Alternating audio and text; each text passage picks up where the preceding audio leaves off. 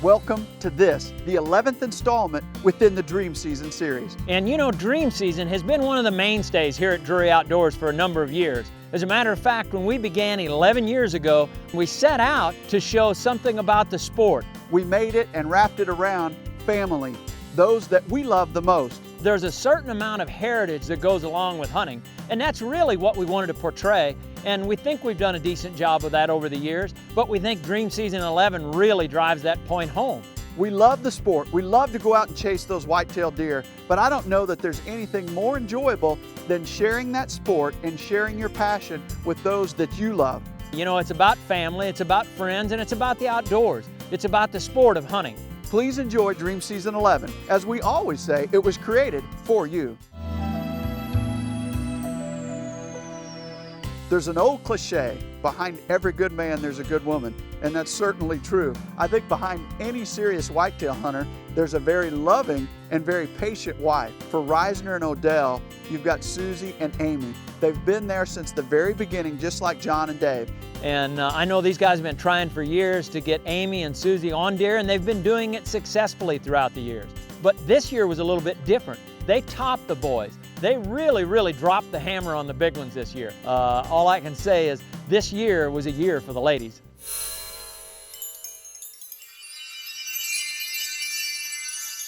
Well, you know, for 2007 season, you know, John and I always take our wives hunting, or we try to get them involved. We decided we're going to film our lovely wives, Susie and Amy, during the Iowa early muzzleloader season. When fall gets here, I know that it means two things. First of all, deer season for John and soccer season for the kids. So we had to start out the day going to soccer games. Jacob was up first. Priorities though, gotta watch soccer games. It's big time. Jacob had a great game. From kicking a goal to doing chest bumps with his buddies, he was having a great time. Next, it was Madison's turn at soccer. Good job, Maddie. She had a great game as well. Good job, Maddie, go. Sideline, girl.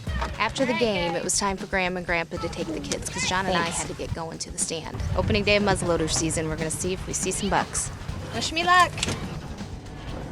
On the way, I had to give Amy a call just to wish her good luck. Hey, what are you guys doing? Just hanging out. How about you guys? Yeah, we're already, Halfway there. we're probably halfway there. Are you excited tonight, huh? Yeah, I think it's gonna be a great night. Well, it's opening night of early season muzzleloader. We're gonna get in this blind up here, crawl about 18 feet in the air, see what comes out over this 7-acre cornfield.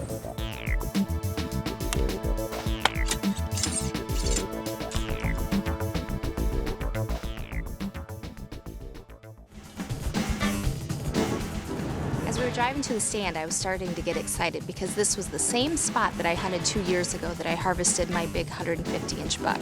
We just turned off on the gravel, so we're getting ready to pull in close to our stand and walk in. Pretty excited when we pulled up. I saw 8 deer up in the field, so they're obviously moving, so I'm anxious to get in there.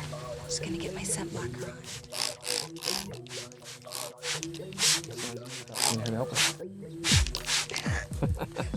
That was just mean. Thanks. Some wives get to go out to eat on Saturday night. I get to go to the deer stand and have Kit Kats and apples with my husband.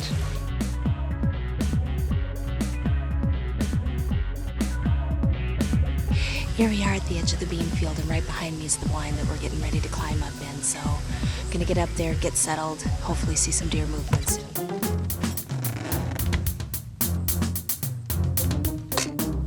We're here and we're all settled, so now it's just time to sit back and wait, and hopefully the deer will start moving soon.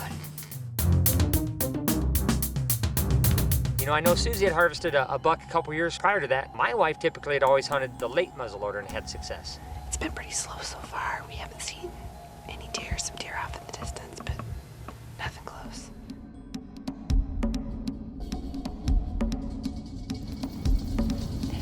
There he is, Dave. He's right there.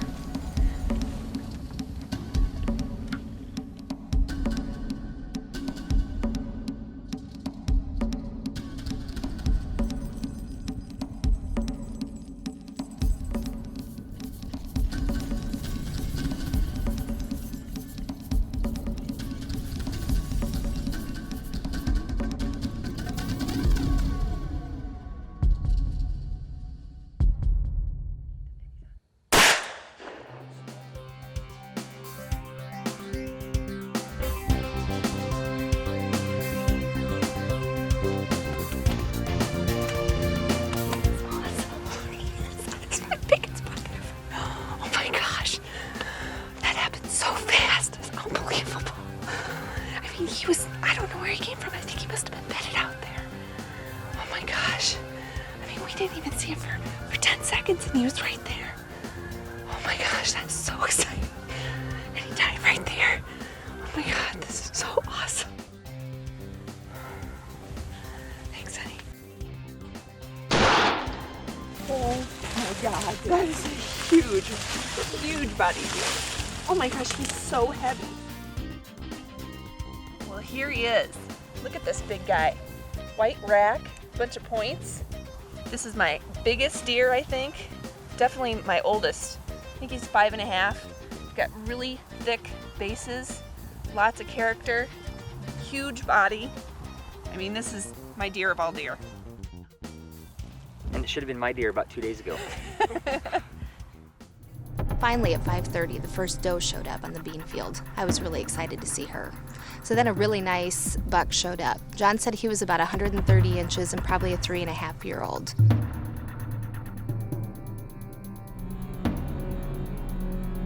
I was pretty impressed with him, but thought, I think I'm gonna wait for a bigger one.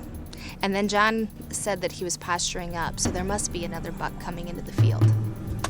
He was the one to the right. He's way bigger. And that's when we saw him.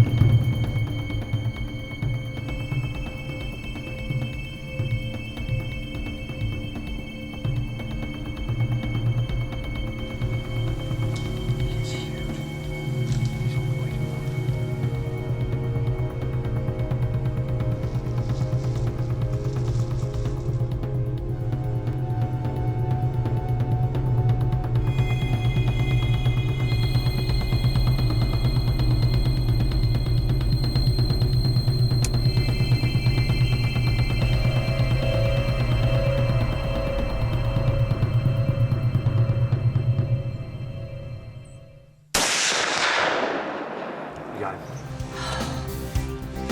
Get him. Yeah, he dropped him. Did I drop him right there? Yeah. Talk to the camera. Talk to the camera. I couldn't see. There was too much smoke. We saw a really nice buck pass through, borderline, probably about 130. Kind of wondering if we should take him, but we waited. And a bigger buck came out.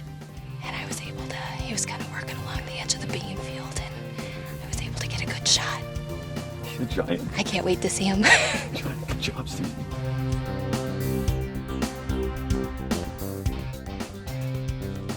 Oh my goodness, Susie. Wow. Oh my gosh. Oh my gosh. Look at him. How many? 13. This is incredible. 2 years ago, I thought I shot a huge buck on, well, actually I did shoot a huge buck on this property, on the magical bean field, as John and Dave call it, but it doesn't quite compare to this. This is incredible. He is such a big deer. I was really tempted to take a shot at that 120s, 130s that came out early tonight. I certainly am glad now that I didn't, because this thing is an absolute monster. I couldn't be more excited. He's amazing. Big deer down.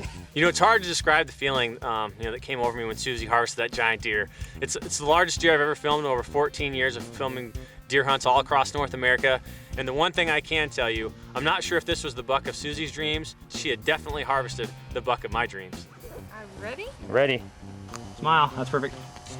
Smile. Smile, say cheese. Big smiles. Well, not only do Susie and Amy get to kill bigger deer than John and I, they get to do something we've never got done, and that's have an article published in Deer and Deer Hunting magazine. Our good friends at Krause Publications at Deer and Deer Hunting magazine had contacted me to let me know they were going to publish their story. And you know, what an awesome experience. And you know, it's certainly a day that none of us will ever forget. And you know, to have it in such an awesome magazine like Deer and Deer Hunting, it was just the icing on the cake for me.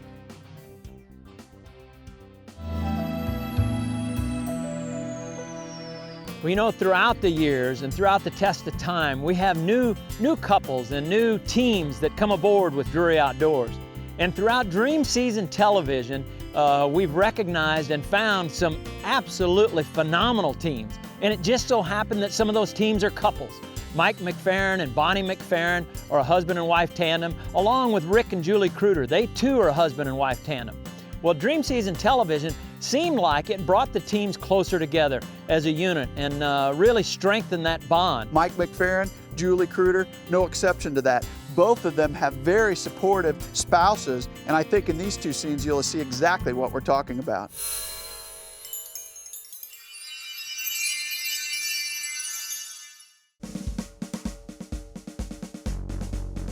Well, I'm really excited about this season. It's going to be my second season to film. Last season we filmed Dream Season, and it really took a lot out of us. Well, it's the middle of October, and it's our first chance to get down to our lease in South Texas and get out in the woods and just see if we can get a buck. Bonnie and I arrived at the lease about 2 hours before dark. Mike grabbed his bow, and I had the camera, and out the door we went. You know, and we're not sure if we're going to see anything, but you know, this is a really good spot. It's Mike's favorite set. It's the same spot where he harvested an awesome drop tine buck a few years ago on Whitetail Madness 8. And we had a couple hours before dark, and that's where we were going. This stand is a jungle. We didn't hardly hunt it last year. We hunted it a lot the year before. It's just all grown up. We've had so much rain. I've only got a few shooting lanes. I hope that didn't cost me later. Not long after sitting on the stand, a bachelor group of bucks come by.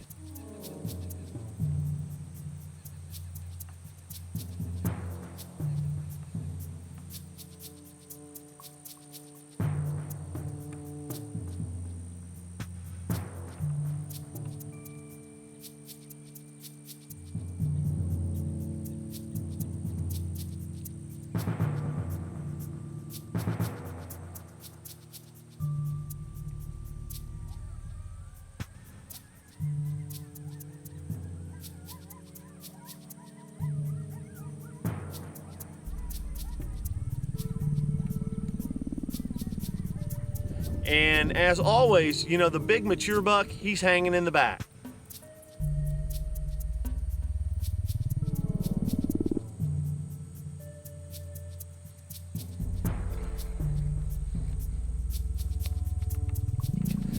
He didn't come out for quite a long time. He finally steps by, presents an opportunity, and when I turned back, I bumped my broadhead on a tree and opened it up.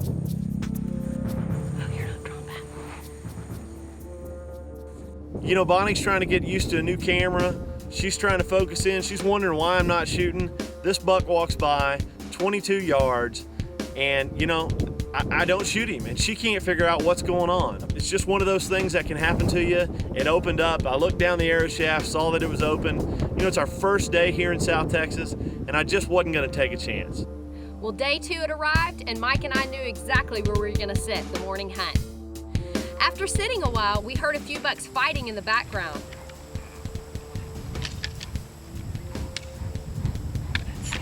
We hear some bucks fighting. We hear some chasing going on. It's still early here in Texas, but you know, the rut is slowly kicking in.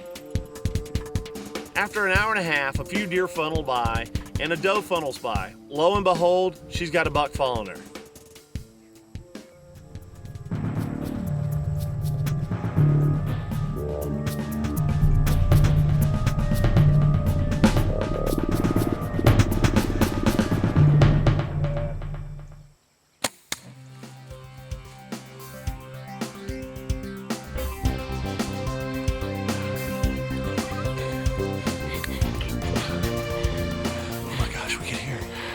Two bucks fighting, and then a doe came by.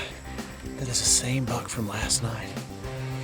He was a mature buck that was with a bachelor group. Well, now he's on a doe. Unbelievable. He comes on, stops there. I get him to stop. Broadside. I think I made a good shot on him. Yeah, good job. Oh Yum. gosh. Oh gosh. That happened fast. It happened super fast. We've been sitting here probably for about an hour, hour and a half. Second morning here in South Texas. Good job. Thank you. Well, let's go over here. We know where he went in, and let's see what we can find.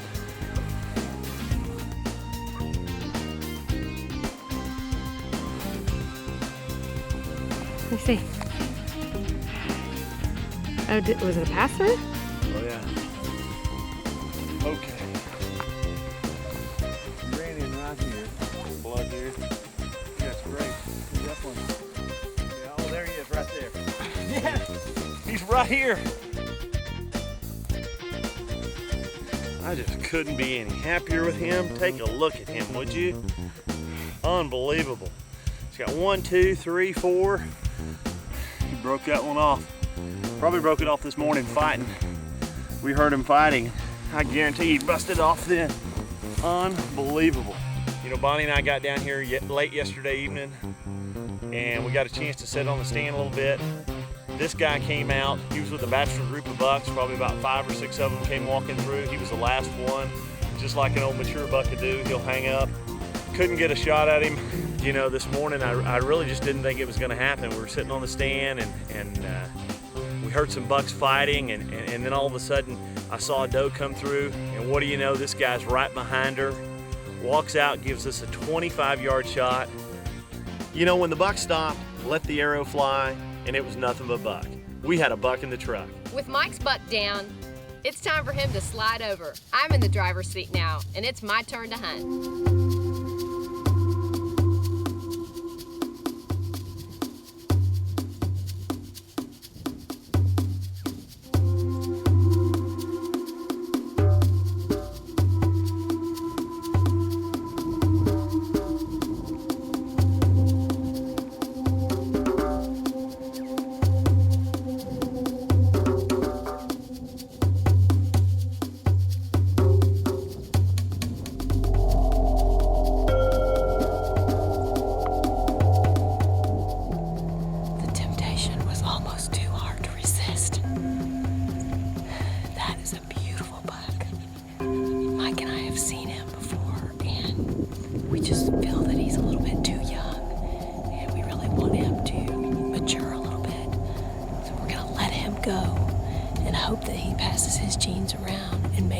See him next year.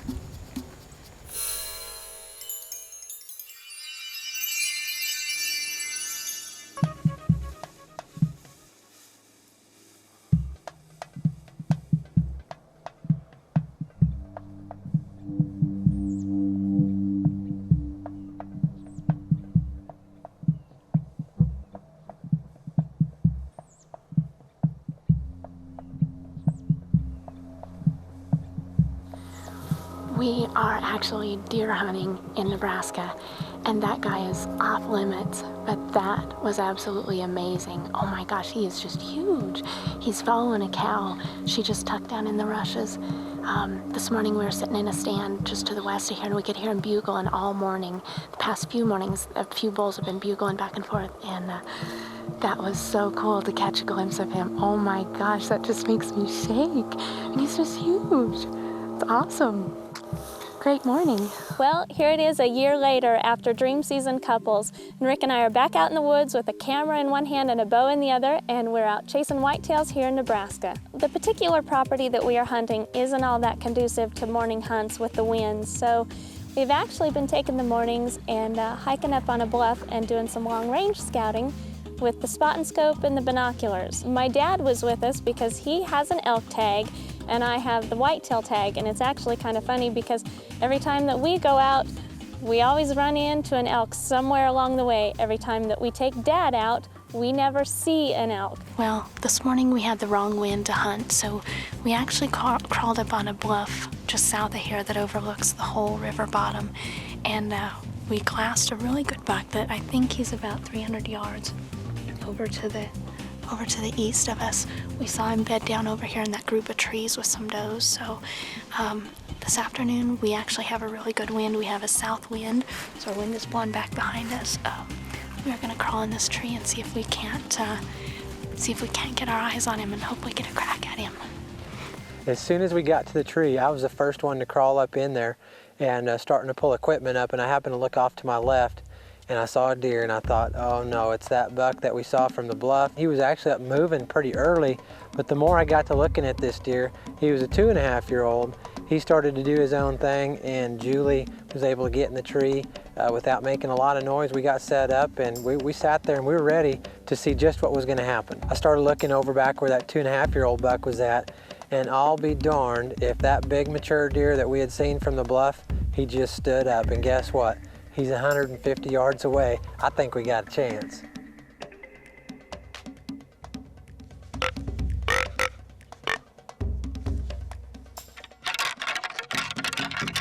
The buck didn't respond initially the way I had hoped. He followed a doe out of the bedding area about 200 yards out to the east.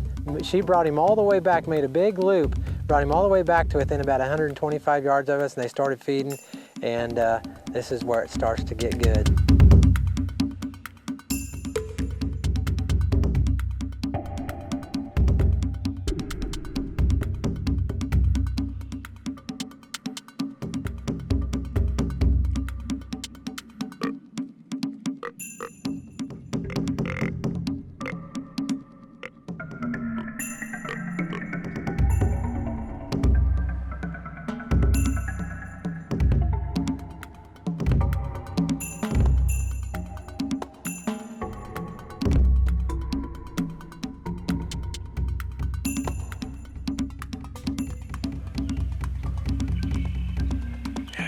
He's coming right down the trail.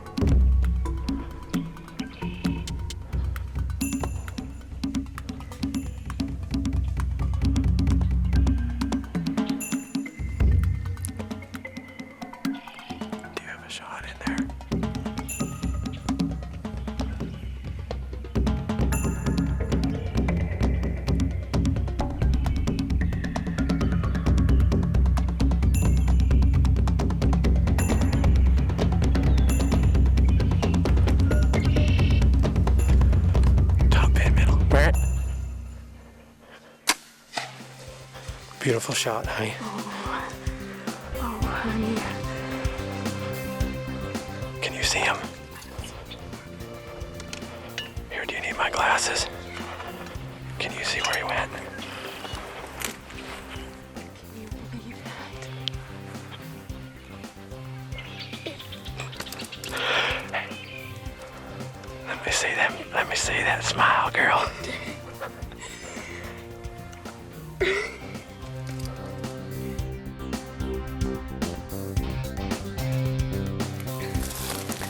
Well, we watched that deer go down right over here between that Russian olive and the cottonwood. We gave him a little bit of time, but we're gonna go see if we can track him down.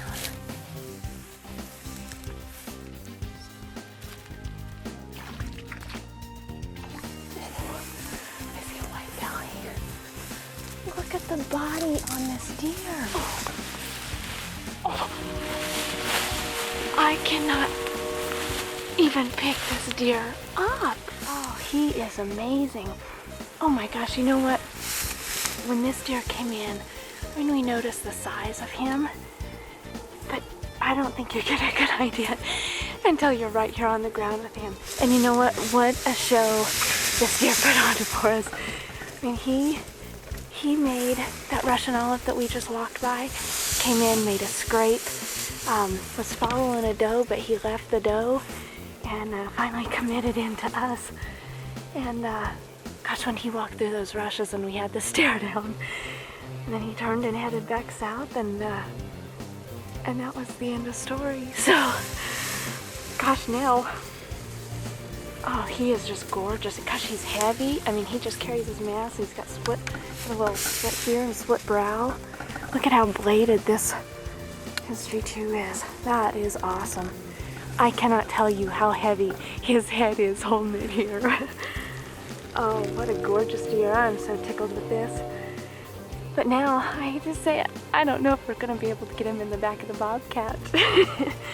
But Rick's got his work cut out for him, so I guess I get to film him now.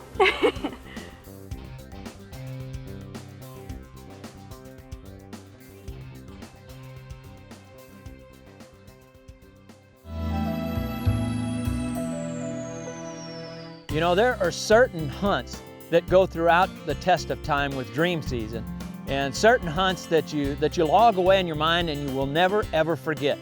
And this particular hunt is one that I will never ever forget, because as you get a little bit older, you start to evolve as a hunter and you lose a little bit of that edge or that enthusiasm. Well, this year we had a reason to bring it back and a reason to live it really through the eyes of someone else. And that youngster was my niece, Mark's daughter, Taylor. There are many different levels of love and devotion, and I don't know that you can experience love to the highest degree until you have a child of your own. And for Taylor and myself, that relationship grows stronger each and every year through hunting. This year we had a big challenge in front of us, and that was to get her prepared for the bow season and then go out and try and take a deer, any deer, it didn't matter. We enjoy the time that we spend together, especially when it involves big whitetail deer.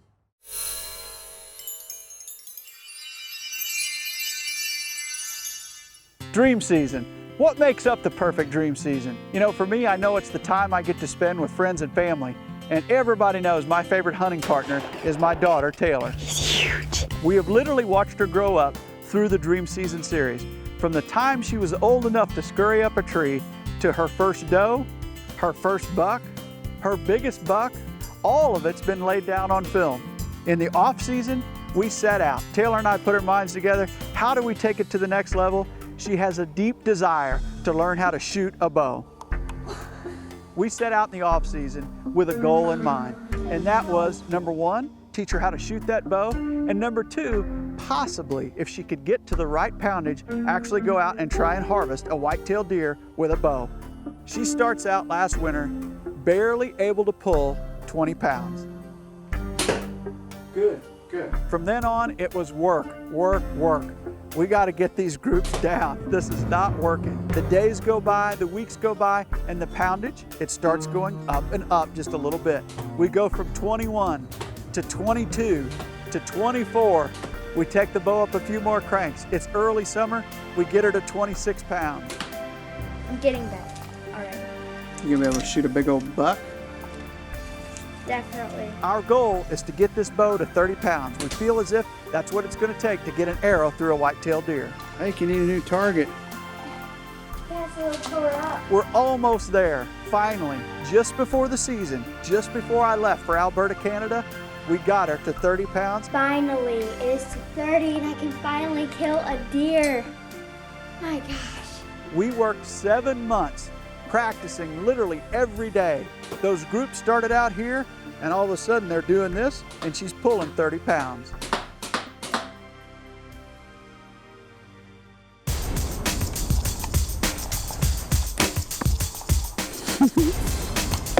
I think the deer is in trouble.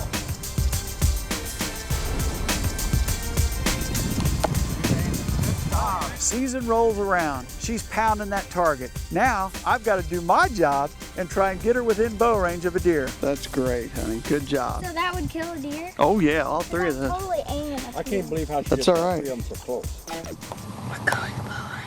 For the first time. We set out. She comes up for the weekend. She's got the weekend off, first spot of choice, and a mare step ground blind, just as we had practiced. Let's see if we can make something happen.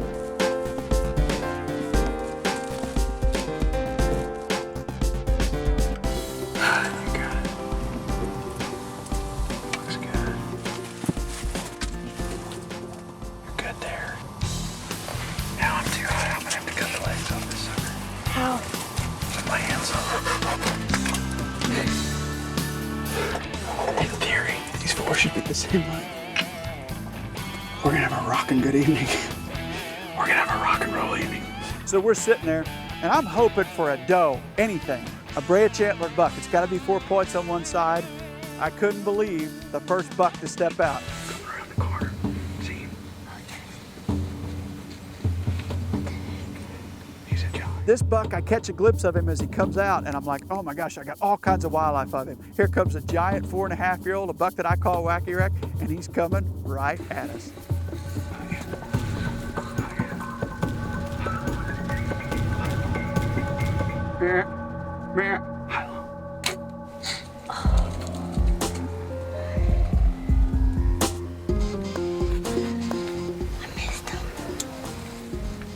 That's okay. You were a good shot, though. Just under him, babe. Just low on that big buck, and I think she was just a little dejected after the shot. She's a little bit camera shy, not too excited about giving a reaction. But in my mind, I'm smiling. I was just elated. She had gotten the bow drawn. She'd gotten a shot, and her line was good. She just missed a little low, which is probably my fault because I'm the one telling her high lung, low lung, or on. We have a system. High lung, on, or low lung. She's shooting one pin. You don't know what happened. It's a good thing you don't know. Good job. You did it. You got drawn. Congratulations. Welcome to bow hunting. That wasn't your fault. That wasn't your fault. Just under him. We just went under him. You didn't have no problem. It's not your fault. That's the way it goes. That's bow hunting. That's what, remember I told you it's going to take a few times before we get it done. Remember? That's all right. It was awesome, sweetie. You did good. Okay, so we missed that one. Next morning, she's not feeling very well. We decide not to go out. It's very, very chilly. I've got a little project in mind. Got a deer hauler. It's way, way too silver. We got to knock that shine off of there, get that thing ready to be camouflaged. We're going to make Mossy Oak proud with this one. Look at that camouflage job. I mean, that thing looks like Mossy Oak's new tree stand pattern. Man, we are now ready to hunt. Time to climb a tree stand. No more ground blind. We're getting in there like a real bow hunter. Get in nice and early. Beautiful setting, beautiful bottom field, southwest wind, right in our face, blowing up the edge of the field. All the conditions are absolutely perfect. I think you got it, kiddo. I think you're comfortable now. Didn't take long. We had company coming down the hill. Shooter buck takes 4 points on one side. Come on, Taylor, here's your buck. In my mind, I'm thinking, yes, shooter, right here in range. He's legal. You want to kill him? I don't want to kill him. He's legal. No, he's too small. She shakes me off. Apparently the apple doesn't fall too far from the tree. She passes that 1.5 years. Next animal out in the field, little bitty spike. Looking at him hard, thinking, is that less than 3 inches? Didn't have to look very long. Then I knew the next buck was a shooter.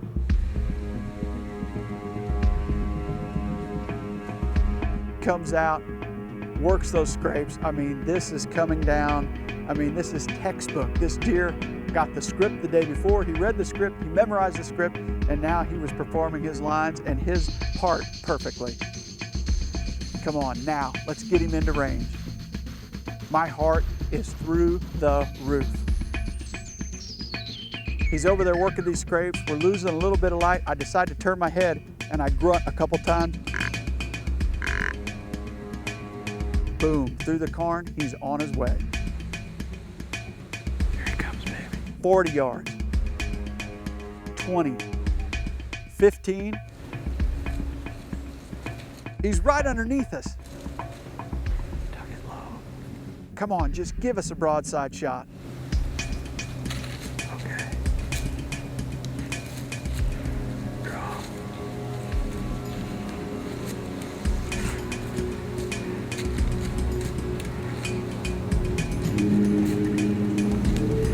He'll come around the other side of the tree. Swing right. No, swing right. Here he comes. Move forward. Do you want me to hold on it?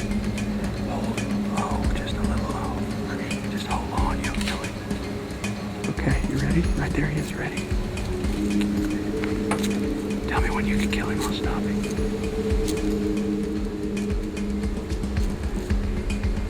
Matt.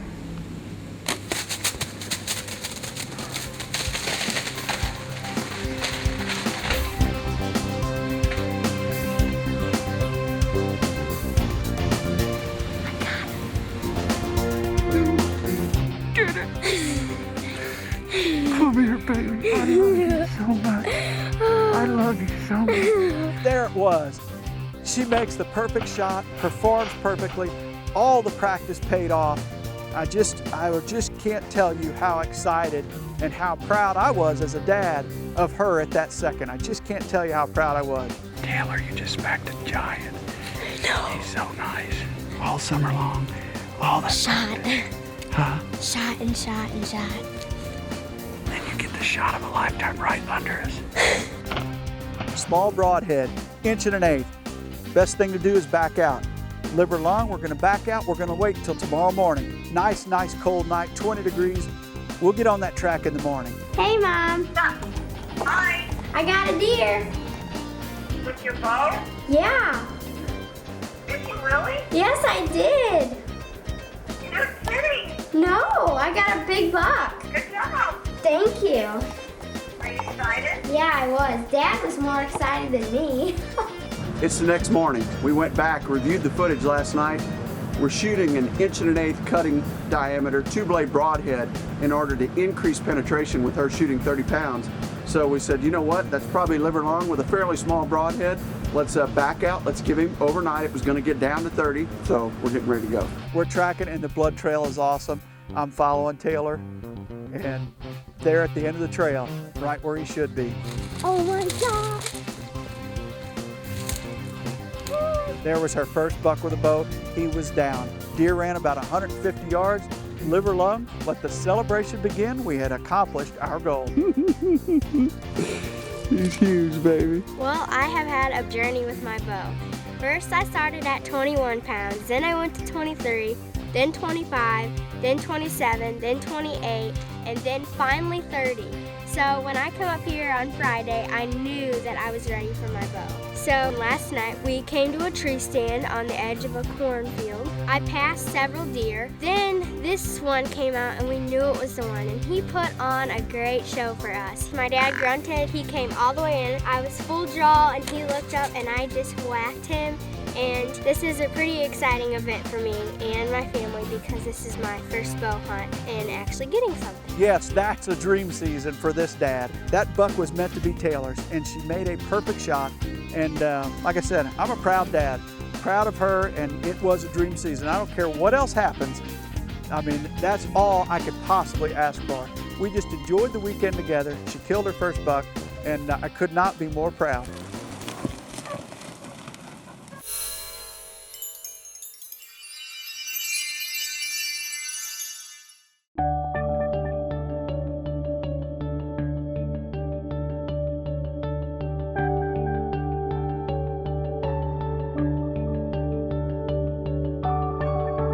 Tay's buck is in the bag.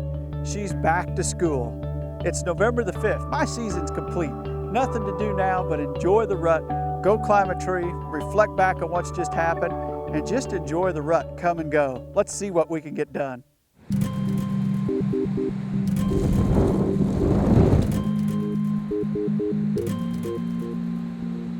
November the 5th comes in with a whirl. I mean, it's northwest winds at 25 miles an hour. The temperature is absolutely bottoming out, freezing cold. Man, first cat out of the bag, here comes a beautiful 2.5-year-old buck.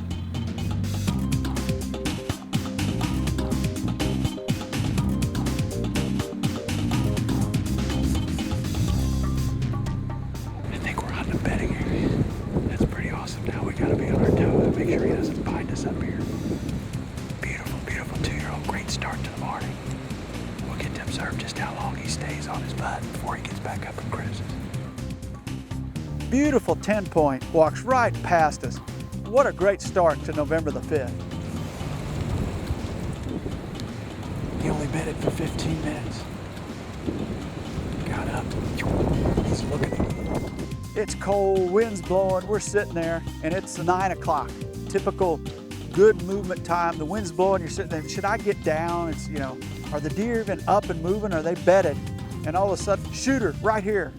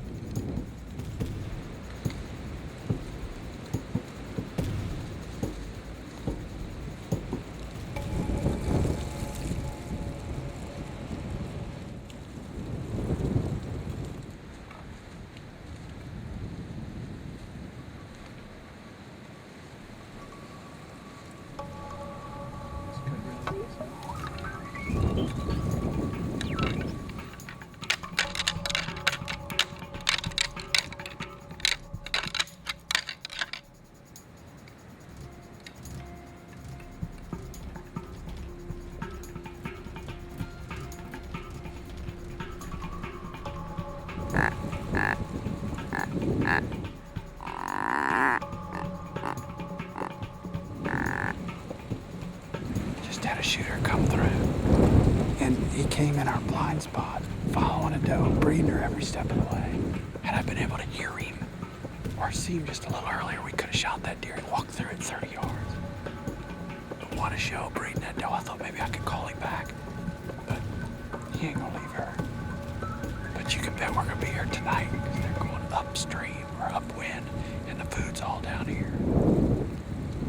Wow, what an experience here on November the 5th. That evening, still strong northwest winds. I'm going back in there. They went upwind, maybe they'll come back tonight.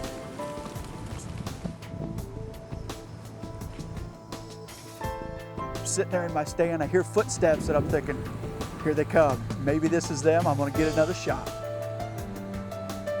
Beautiful buck. Not them, but nonetheless a beautiful deer.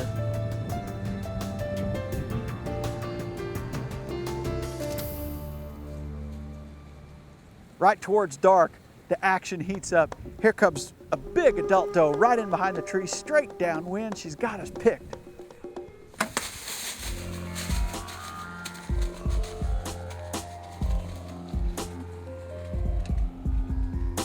This buck drove her right to us, perfect bow shot, had a doe tag in my pocket, tickled to death with this shot opportunity. Hit her good, we do the recovery, we get out of there. We're gonna stay out and leave that one cool down just a little bit. We're ready to rock and roll. You get into this time of the rut, and I mean, it's a daily grind. You hunt literally all day.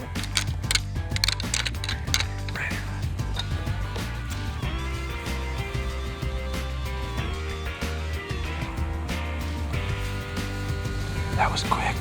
The desperation rattling worked.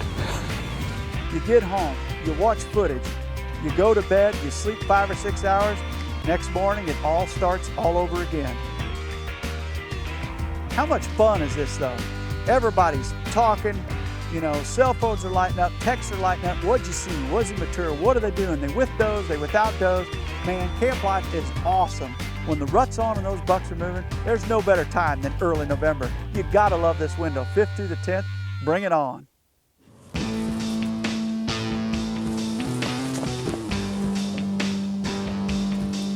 It's November the 7th. We're gonna go trim the stand out. Don't you love our preseason preparation? Actually, we sat here the other night, saw all kinds of deer, but I got a few limbs that were bothering me. I'm gonna go take them out. That afternoon, still high pressure, deer moving. I'm going to one of my favorite sets. This place is awesome. It's a pond set, only I've got to do a little bit of trimming. Hate to do it now, but I've got to if I want to get a shot. Hate working up that sweat, but I had to open a few holes. The back end of that stand had grown up over the off season. That stand's been there a couple years, just didn't trim it in the off season. Much better, sweating a little, but much better. Hopefully we're in good shape. Ought to turn out to be a good evening. Does start to file out. I'm thinking, man, it's November 7th. Where are all the bucks, man? Where are these shooters at? All of a sudden, I saw where the shooters were. Right behind that herd of does, here comes Big Daddy. That's a shooter right there, buddy.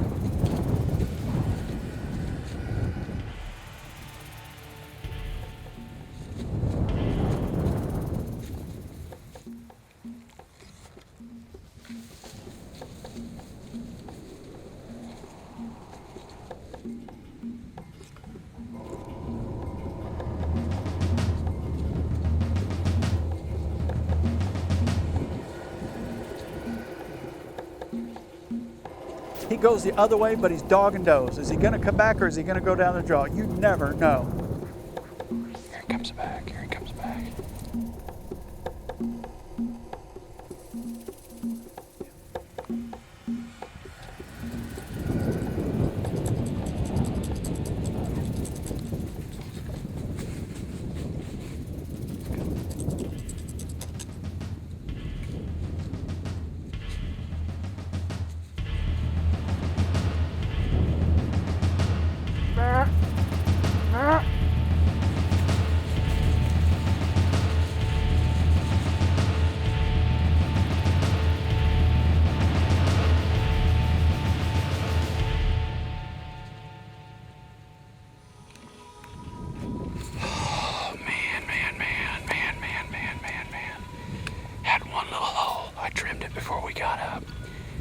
Big 160 class 10. And I knew when he hit that hole I had to stop him, so I went a little louder than normal. Blew about 5 does out of this draw. Blew him out of here too. My bad. I had one chance that I blew it, but there was just no stopping him. Just not trimmed back here correctly. My bad. Should have had it trimmed before the season. Big 10. Don't know who he is. But he's getting bigger because I didn't get him. I had to stop him and it just went too loud. Blew them out, blew the whole herd out. Sorry, my bad. Number 1, didn't have it trimmed correctly.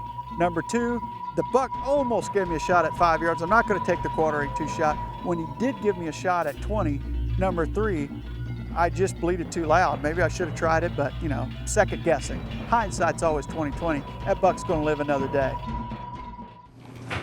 Strategy session. Strategizing how to produce. Since we can't kill anything, we're thinking about how to produce the kill that Josh got yesterday and he screwed it up. I need a Dr. Pepper before I can listen to these two. What an opportunity. Here it is, 5th through the 10th. We're loving life. And these deer are starting to move. That Big 10 move last night, hopefully these bucks are going to do it again. We got a northwest wind. We're going back to where we had the breeding encounter just a few days previous. Here we go. Jared made me a lucky CD, and I forgot to take it yesterday. Watch our luck change literally before your eyes.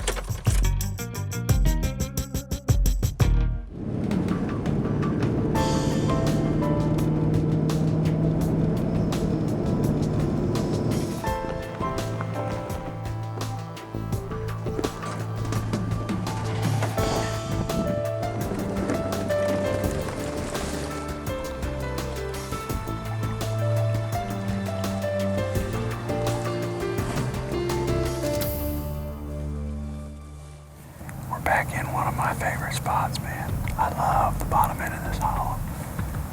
Mile of brush north of us, all in the form of a big drainage. Big CRP stuff.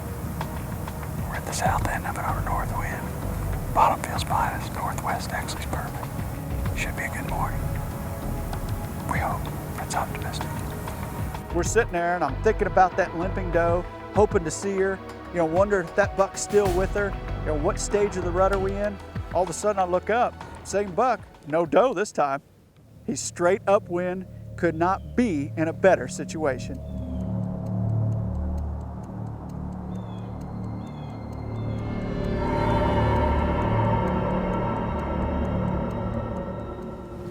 That's the 9 point.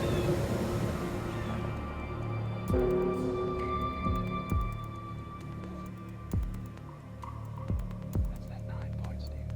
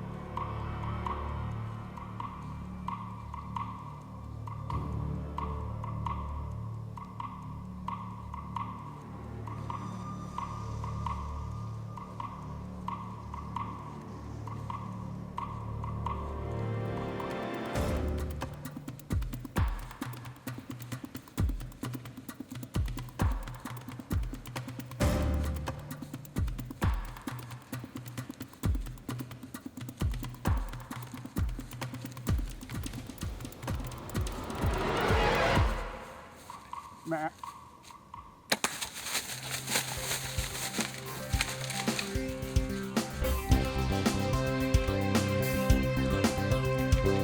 We did it, baby. We did it, Steven. Same buck from the other morning.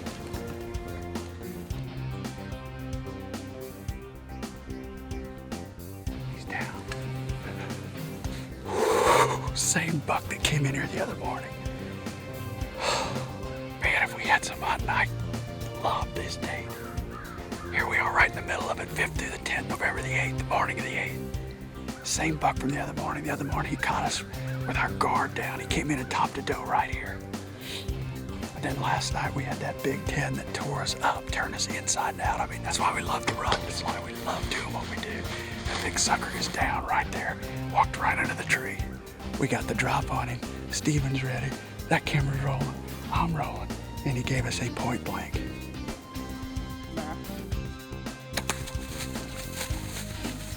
You've got to love November. You just gotta love it. You gotta love this sport.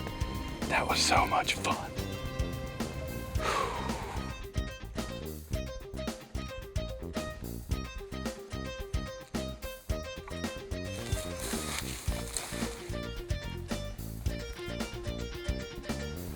Those are the blood trails that I can follow.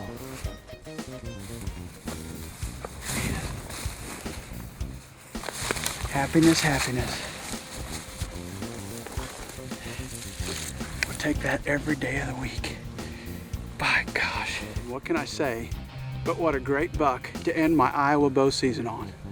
What a fun time we've had. Here we are with this 9-point that we saw the other morning, came through, and it was so windy, he really caught us kind of off guard. And I look over, he's topping this doe right there in the brush under us. No chance for a shot. Saw that he was mature. We kept on hunting, kept thinking about those big G1s and what a nice big buck he was.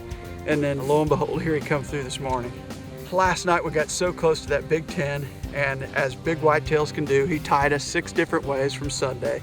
Finally had him in a shooting lane, and I bleeded and bleeded, couldn't get him to stop, blew everything out of the draw. Probably went a little too loud, but I only had 1 lane. And then this morning you come in, not seeing anything, all of a sudden a rack appears, and here he comes. We've had some fantastic hunting, seen buck after buck, but not many mature ones, so I was glad to see this mature guy come through November the 8th. I love this window of opportunity. There's very few that they give you when they're mature, but we're in one of them right now. The 5th through the 10th doesn't get any better, and here I sit behind a nice big 9-point, and I couldn't be happier. How about you, mister? That'll work on November the 8th, won't it? I'll say. Congratulations. Thank you, sir. Got you a nice deer. Yeah, thank you. Good job. Good, yeah. Good shot. Yep. Obviously you hit him right where you want to, huh? Yeah. Good buck.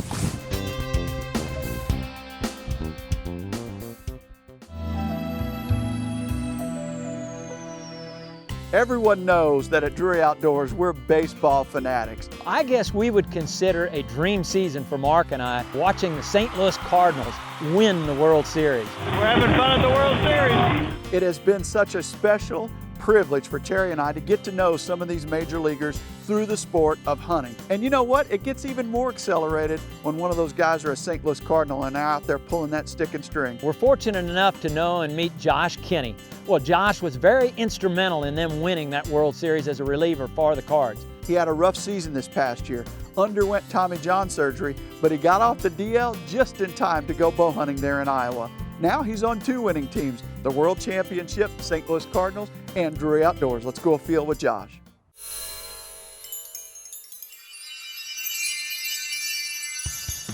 In my pitching career, there's been no greater accomplishment than winning the World Series with my favorite team, the St. Louis Cardinals. With 07 just around the corner, I went into spring training and had an arm injury. The 2007 summer went pretty slow. It was a long, grueling process to rehab my arm, and I was a bit concerned I wasn't going to be able to bow hunt. However, to my delight, October rolled around and my arm was strong enough to draw that bow back. I couldn't wait to get out to the woods.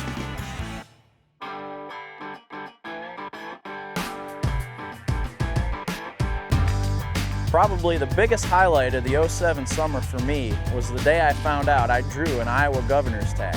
The purpose of the Iowa Governor's Tag is to promote the state of its natural resources in the hunting, and I was very willing to do my part with Drury Outdoors to accomplish that.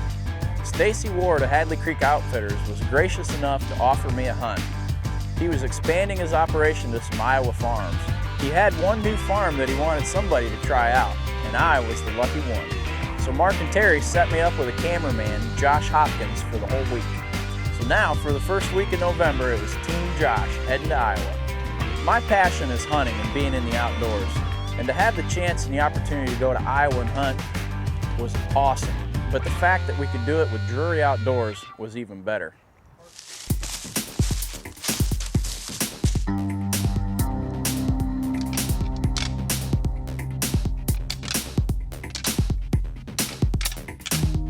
Well, the deer aren't moving, and we just aren't seeing much. Well, we just pulled out from our morning stand. It's about around 9 o'clock or so. No movement whatsoever, really. So we're gonna try the south side. We saw a nice place over there and hung a stand the other day that it looked pretty promising with rubs and scrapes. And we're gonna move to the south part of the farm. It's kind of in a deep draw, and we're gonna sneak our way down in there. The wind's gonna be in our favor. The winds are out of the southwest, so I think there's going to be some activity down there at some point. But as of now, tough hunting so far. Tough go, but we're hanging tough, and we're going to try to still make something happen. We haven't given up yet. The forecast calls for the winds to die down. It's November the 7th, the timing's right, the weather's right, the winds are right, the stage is set. All we need is a good buck. We're just sneaking down over this knoll, going to our stand, and it's funny, Josh and I were just talking about how all we need is one hot doe to come by us this time of year, and you just never know what you're gonna see. So we're on our way in, we hear some crunching, we look over. Out of the bottom boils a big old doe with a small yearling buck chasing her. They came out of there so fast and went past us, we didn't even have time to get any footage of them. So hopefully she's hot, and you know, maybe another buck will be following her. You never know this time of year, so that's what we're hoping for. We're gonna sneak on down now. Check it out. With that doe being hot this time of year, something has got to be following behind her. There's another deer.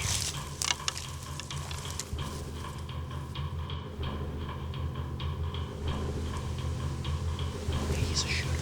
He's a shooter.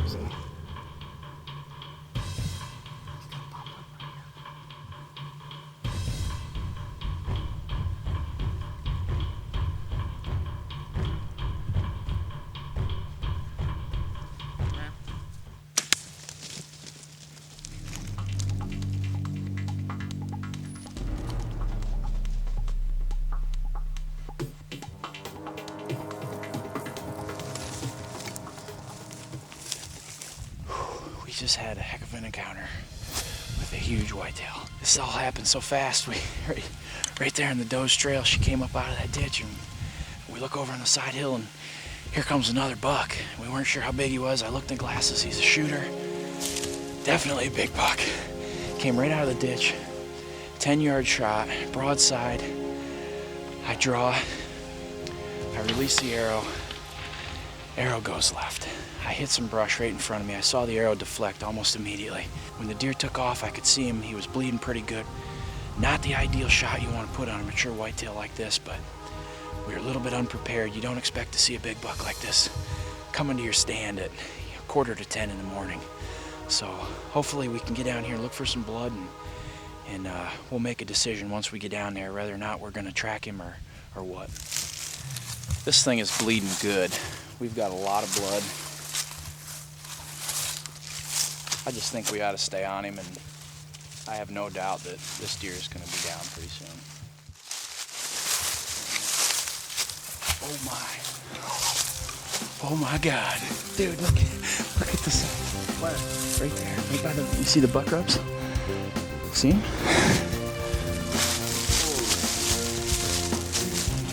We got to my deer. What a wonderful animal. No ground shrinkage here. He is an awesome buck. You want to talk about a dream season? Well, I'm living it right now. Oh my. He's a giant. Look at this. Look at his drop tine. Wow.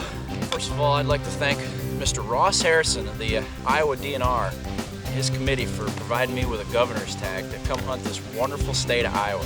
This has been a dream come true for me.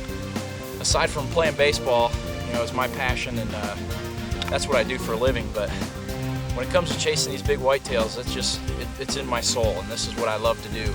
We've spent all summer planning this hunt, just having a good time thinking about it and going to bed at night and dreaming about these big whitetails. And to come up here and hunt a farm in Iowa with Stacy Ward at Hadley Creek, he gave us the go on this property. It's an awesome property. Hasn't been hunted much, and here's the proof. I mean, this is just an awesome deer. Dream come true for me. I want to thank Mark for providing me to let me come along and bring cameraman and try to get one of these on film. And this has just been an awesome hunt. I mean, I can't tell you how much fun we've had. This has been a dream come true for me, and this is going to be a trophy that I'm going to look at forever.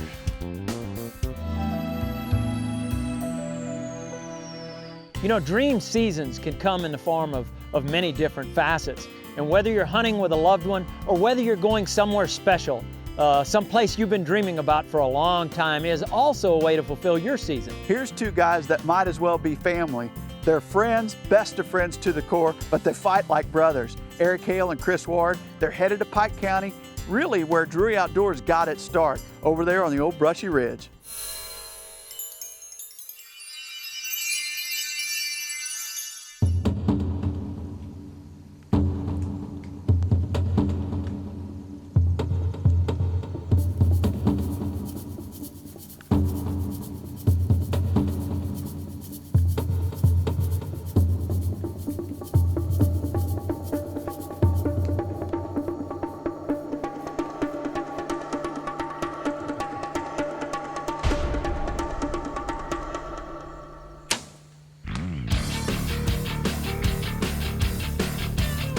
It's October 20th, first deer of the year, 60 yards, big adult doe.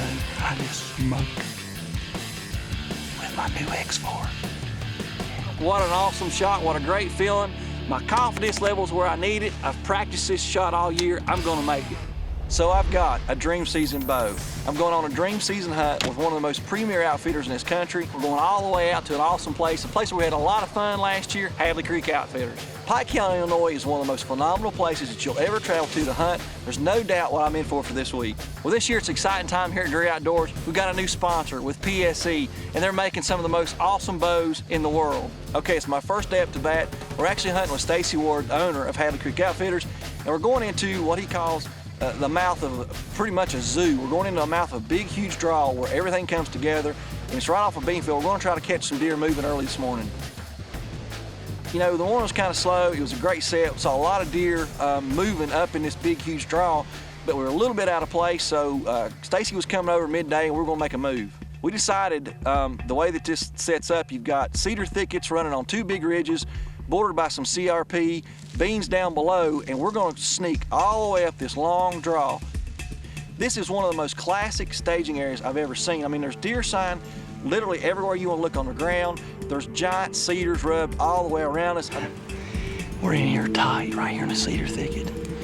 I've got maybe a 40-yard long shot, but there's no doubt what's in here. Over the rub size of my thigh everywhere, so we're gonna get up this tree and hang it. If we don't see nothing tonight, it ain't gonna matter, because tomorrow it'll be on. Well, that first afternoon, we saw a ton of deer. I mean, you know, there's deer literally on us from 2 o'clock till dark. We had deer all around us.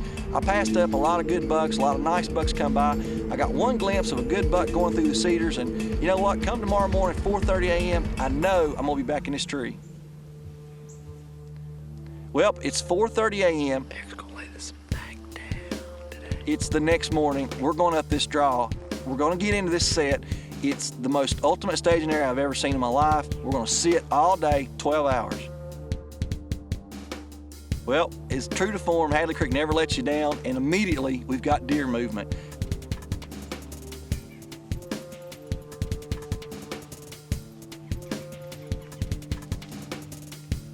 You know, we're sitting there hanging out, and it's about 9 o'clock, and I hear some deer coming up out of the thicket, and sure enough, look down here, here comes a big buck dogging a doe.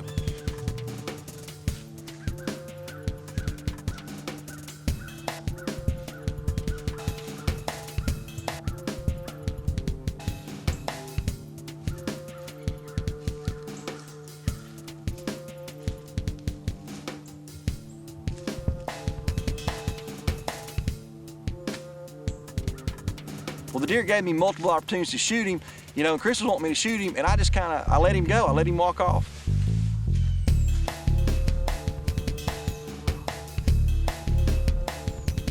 Well, after we talked for a minute, Chris wanted me to look at the footage. I looked back at the footage, and you know what?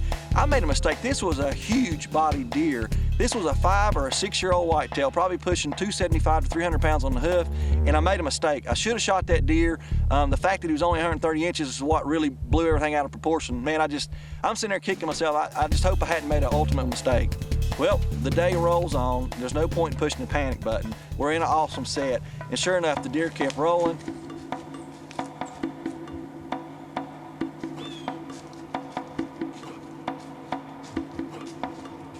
This is a big staging area, so things are right.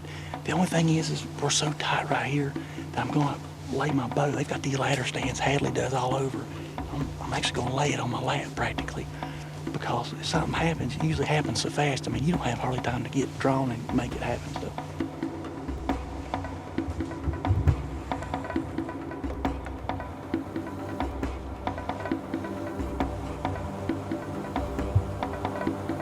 Well, I'm glad I'm ready, because I'm sitting there with that bow literally in my hand, and here come deer running.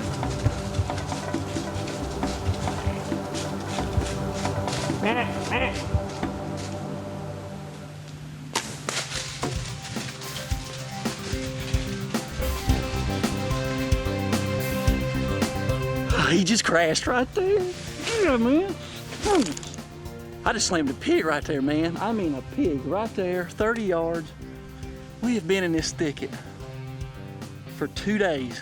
This is old Brushy Ridge, Mark and Terry's old farm. And man, it's a cedar thicket and it's tight right here. The rut's cranking, and we have sat here and I can't tell you how many deer we've seen.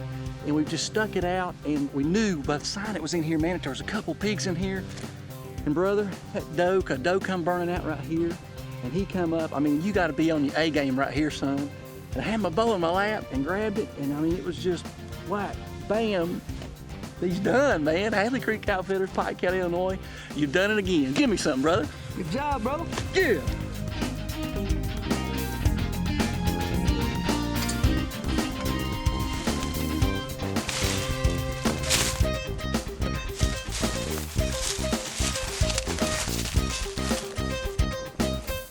Well, that looks pretty good.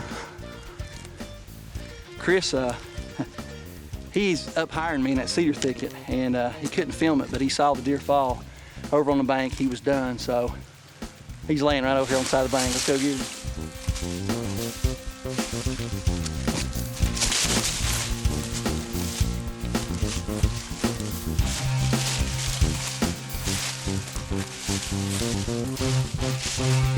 Can't argue with success with Hadley Creek Outfitters for Chris and I tell you, man, last year we came up here, Chris took a great deer with his muzzleloader, I took a great buck with my bow. And this year we came back up, and I tell you, it's been, you know, it was just unbelievable. The deer we saw last year, again, it's been the same. Moved a little tighter in here into these little thickets in a big staging area, and it has paid off big. I've been real patient, and I passed a good buck this morning. But as you can see, proof's in the pudding.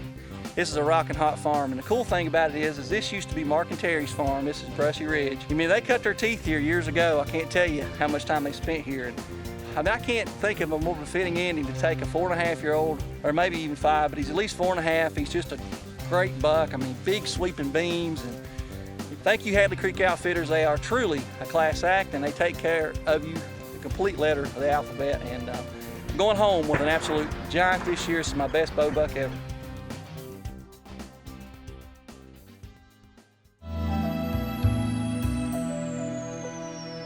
When we did Dream Season All Amateurs, we were going to bring aboard one team to be a part of Drury Outdoors. It was a very tough decision. In the end, we ended up choosing Team Kentucky. In reality, it was a split decision, very hard to choose. Well, this year, we had an opportunity to open up our staff and expand our team just a little bit. The first phone call we made were to JJ and Kyle, Team Illinois from Season 3 on Dream Season Television. Welcome aboard, JJ and Kyle. We hope that in some way this helps some dreams come true.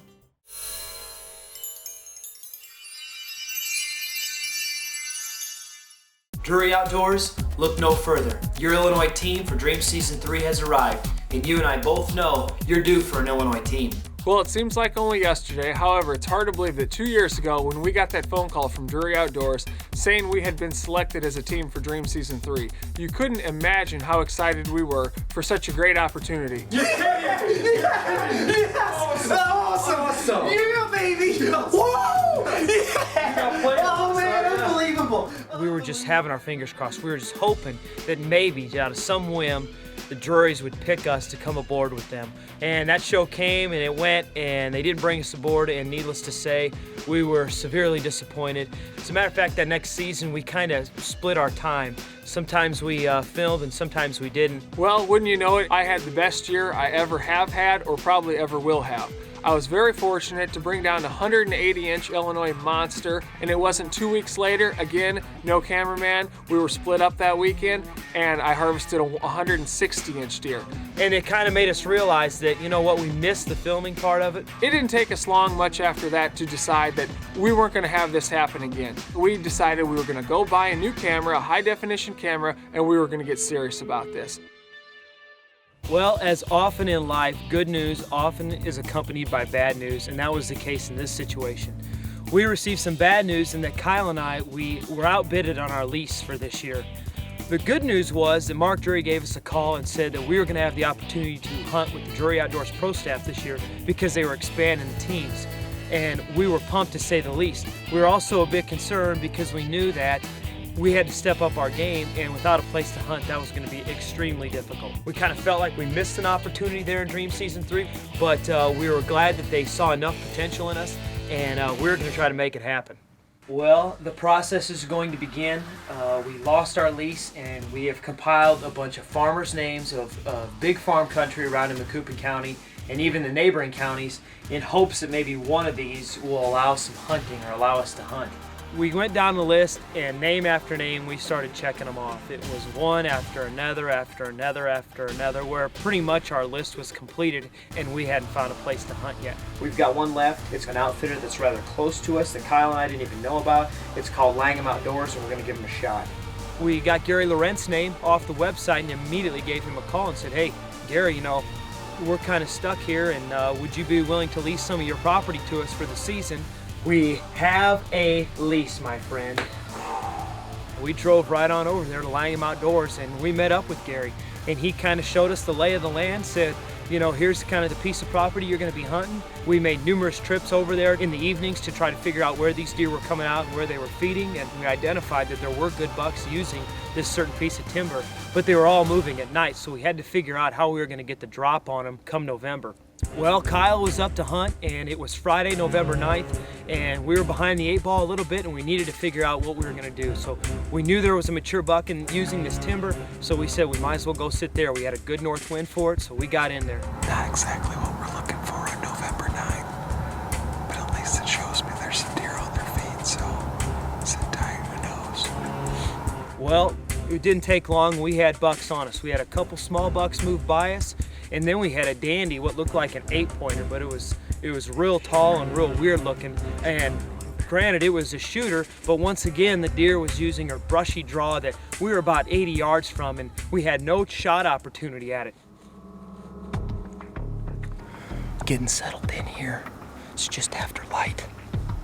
We moved this set here this morning because we saw bucks cruising this ridge. It bottlenecks right here coming out of this thicket. So if a buck's gonna move, he's gonna come out of this thicket. It's November 10th. We're at Langham Outdoors, Montgomery County, Illinois. Team Illinois looking to get it done. We're pitching a shutout right now. We haven't killed anything, a couple does. So we're really looking forward to this morning. Perfect, calm, 32 degrees. Good stuff. Sit here.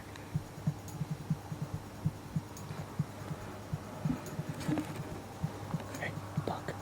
It's a buck. It's a buck. I don't know how good.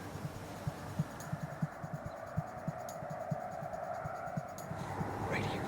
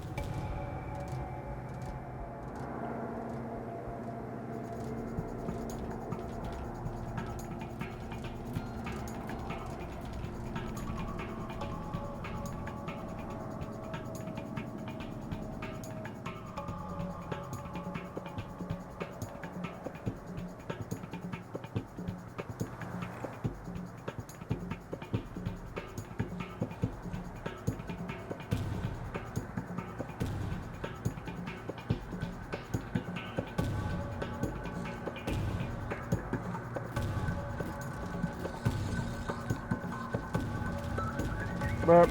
Burp. Burp.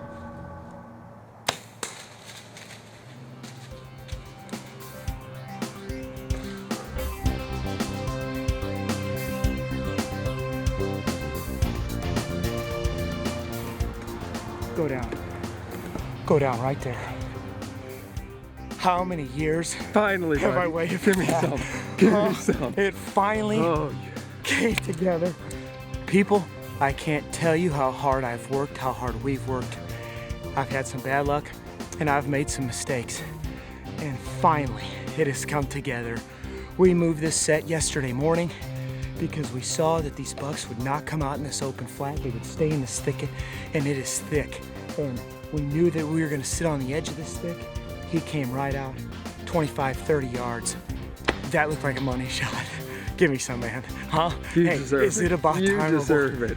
Oh my gosh. Nobody deserves it more. November 10th, beautiful morning, about 30 degrees this morning. We knew he was in here. We've got photos of this buck. He's been working this area, but he stays in the thick stuff. And we got up with him today. Boom, baby, boom. Yeah. Yes, yes.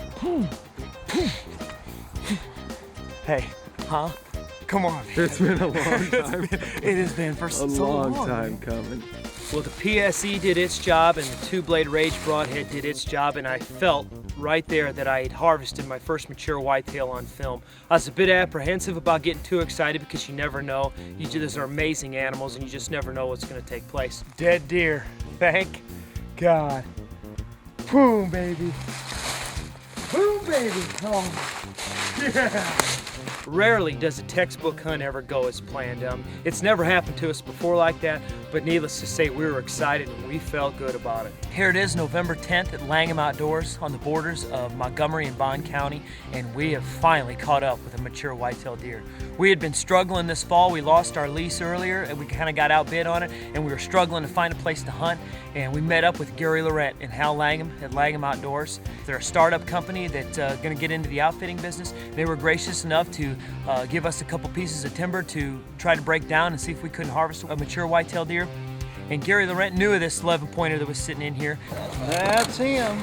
Yesterday morning we saw a lot of deer, but we didn't see the one we wanted. We saw a questionable shooter. It was using a bottleneck, and we immediately moved our stand. After we got down yesterday, we went over about 80 yards and said we have to sit at the back edge of this thicket.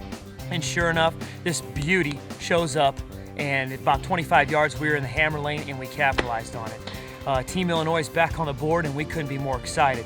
The old PSE X-Force did its job, and the Rage 2 Blade, an unbelievable blood trail, people, unbelievable. And I couldn't be more happy with this Illinois giant. You know, Dream Season 3 took place a couple years ago, but truly my dream season has been this year. Harvesting 160 class whitetail on film for Drury Outdoors is an absolute dream come true, and I could have put it any better than that. And hopefully this is just the start of many things to come, and we're not going to take it for granted.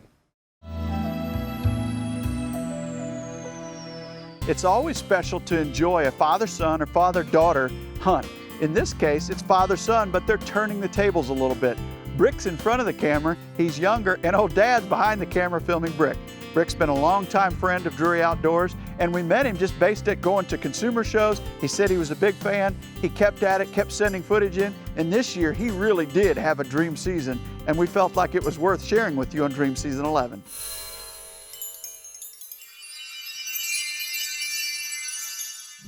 I'm Brick Stewart. I'm a chiropractor from southeastern Illinois. My main filming partner is my dad. Hello, my name is Larry Stewart. I am the father of Brick Stewart. He's been my eye-opener when it comes to the field of hunting. Well, it's a little bit reverse for us. I got my dad into hunting, and he's taken it and ran with it. He does a good job behind the camera. He does a lot of hunting on his own. I film him a lot. We kind of rotate. So to be a hunting team with my dad is pretty good because I don't just get to experience with a friend, I get to experience with the father. And to me, that's a lot. And it's a pure, free, clean hobby. I like that. Appreciation. You get to appreciate things, take time to appreciate. And that's been a blessing. And it's more of a camaraderie and a heritage than it is anything. But to be able to blend the two, the science and the art and the seriousness of hunting with also having fun and doing it with your family, it's a good mix, and it's something I like to do with my dad. Well, as being a chiropractor, I'm stuck in the office a lot, doing paperwork, looking at x-rays, looking at patient folders and files, just really cooped up doing a lot of office work. And for me to get outside and have very minimal time to do what I like to do in the outdoors, hunt and fish, I like to take it pretty serious. I like to look at the art of it and the science of everything. I like planning food plots, the strategy of it. But I also like to have fun at it. So sometimes you can get caught up too much in the serious aspect of the science part of hunting. So I like to keep it fun, keep it humorous. That way it doesn't turn into more of a job load than me and than it is a hobby. But I do take it serious, and I think that kind of puts a strain on me and my dad because Dad likes to have more fun at it, and I like to tend to take it a little more serious, making sure he's got the camera running real good because it's kind of like a dinosaur working the internet. How did I get this off? I don't know, it came on. How did it get on? It was a whole new ballgame for him. Dinosaur. Dinosaur. You dinosaur. When this year started, I mean, I was pumped. Everybody's pumped at the beginning of the year, but you know, I had a few spots in particular I really wanted to go, and I knew I wouldn't go into those spots until November. And well, when that clock rolled around, boy, I was ready to go. Hopped in there, drove over to Dad's house, and was ready to rock. We went to the same stand we'd went to earlier this year, and it's the only stand that actually snooked at us. We did not see a deer. It's the only animal we've seen all day. But we went back. We give the stand another chance before we yank it down. We climbed up, got the stand in, everything went really good. Got in quiet, and first thing out of the bag, little buck, a little spike buck comes up the trail. You know, the little spike, he's not what I'm after. Good to see, notice the deer up on their feet. Right after that, look behind us, a couple does. Well, these does kind of spotted Dad coming around the tree trying to get the buck. It just happens, you know, when you got two people in the tree filming, you got deer on both sides of the tree, they're gonna pick you off. And no big deal, it's just a couple does. I'd like to kill one, you know, this farmer's got a real high ratio doe, so if one comes by, I'm definitely gonna take it, especially if it's mature. I'm gonna take a doe. Doe right there, I'm gonna shoot her.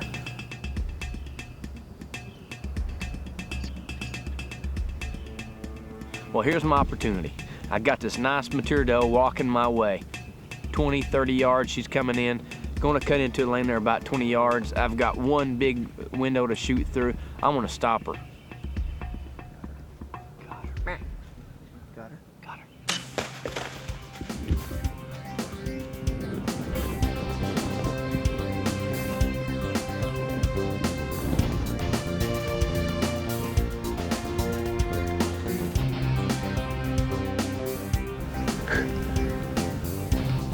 Worked out all right. Double lung, baby. She can't hold it. She didn't go 75 yards and she went down all on camera. Did good. See her white belly from here. It worked out all right there. Kind of caught us off guard a little bit. Dad was all over it with the camera. It's nice. Big mature doe in the freezer, got some meat. Did my job on this farm trying to get the doe herd down. Things were looking good. What happened next was fast. Here comes another deer, Dad, right here.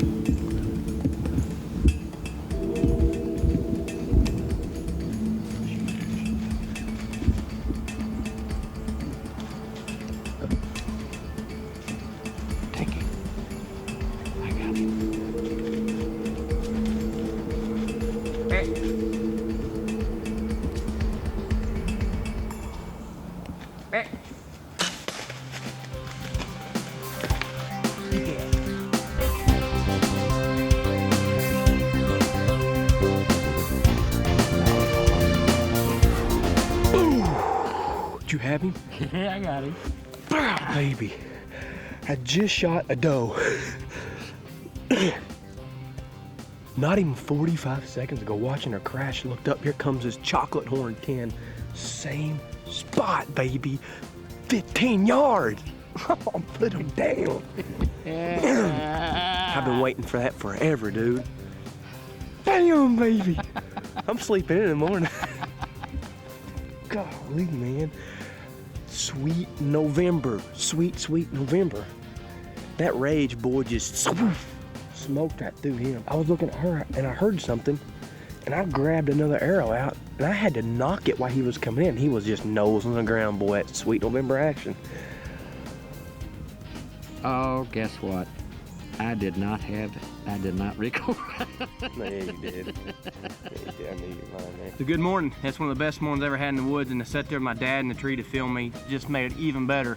Man, I have been waiting for this forever.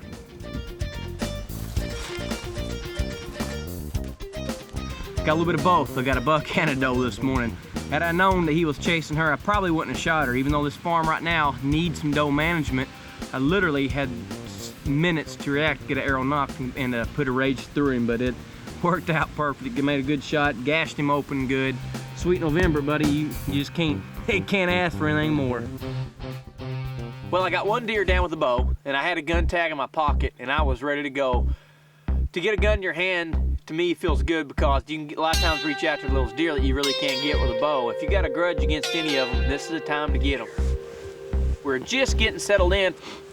Hadn't been on the tree 15 minutes, and lo and behold, there he stood. The big Illinois brute I've been waiting on, the one we were really wanting to get on, he was there, right in front of us. 40 yards. I don't know where he came from, but he was there.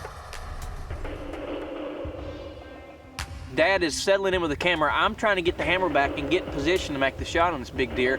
And I guess I didn't close the breech completely when I was in the stand. I've not hunted with this encore yet, so I'm getting this hammer back and it won't come. I don't know what's going on. Dad's breathing on my shoulder, wondering why I'm not taking the shot. I don't know what's going on, but I can't get the hammer back and I'm freaking out. I finally got the breech closed, and when it made that pretty sound of chink, and the hammer fell back, click. It was a breath of fresh air. I knew then that old boy wasn't making it out of there without my tag on him.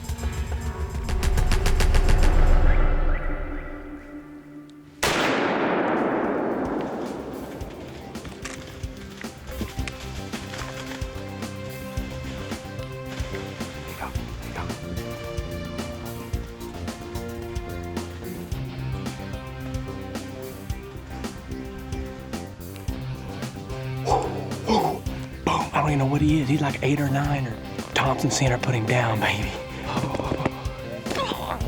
Give it up, man. 2 deer in 1 week, man. Oh, he's a good deer. Well, I just shot the biggest buck in my life. I'm looking at him at 40 yards through the binoculars. I knew he was down, and it dawns on me, I can't climb down. I can't get down, I can't because my buddy's hunting 150 yards away, and I don't want to climb down and disturb his hunt. So I went in and stayed up there till dark, climbed down, got him. And that's when the celebration began, baby. To kill a deer that size doesn't come often, and for me, that's the biggest one I ever killed. Might be the biggest one I ever will kill. I don't know, but when I laid my hands on him and realized how big he was, I was ecstatic. And to be there and do it with my dad and friends and family, to me, that's what deer season's all about. That's how it grew up with me, a hunting heritage, to do it with them, and that's how it ended up this year. Hey, this is the best week of my life. It is absolutely a dream come true. Beautiful deer. Everything worked out perfect. He was excited, I was excited. I don't think we could have written a better script. Outstanding hunt, outstanding shot.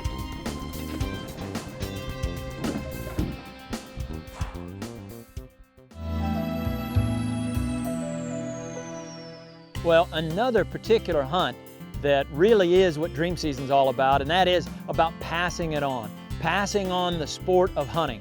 Jeff and Matt Hoffman. Jeff's one of those guys that's just hardcore. When you go out there and you watch him on film, he really is an American sportsman. He's got that deep, gritty voice. You can tell he loves what he does. And when you talk to Jeff, he doesn't get any more excited or any more passionate than when he's talking about hunting with his son, Matt. We get to watch Jeff with his son, Matt Hoffman, really go out there and enjoy quality time afield. It's something that a lot of dads probably don't spend enough time doing, as well as passing on that sport of hunting and that heritage, and you hope that they'll pick it up for years to come.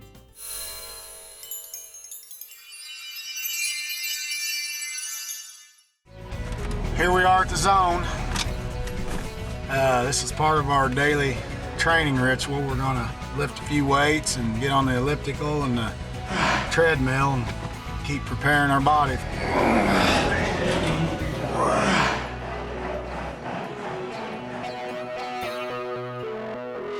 Since picking up the camera the last couple of years, I may have to admit that I'm a little guilty of not taking time to stop and smell the roses.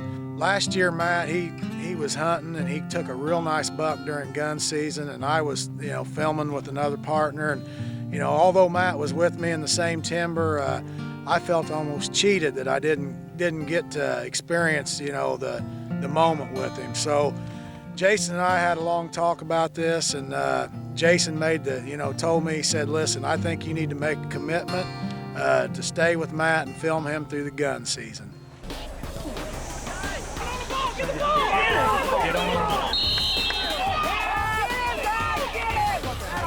Football and basketball going on, I hadn't had much of a chance to hunt with my dad. But when he told me that we'd be hunting together this season, I was really excited. Well, we're here on Jason's 30, in front of my dad, Mike Hobble, seen a giant 10-pointer come in here this morning, so we're hoping to get him.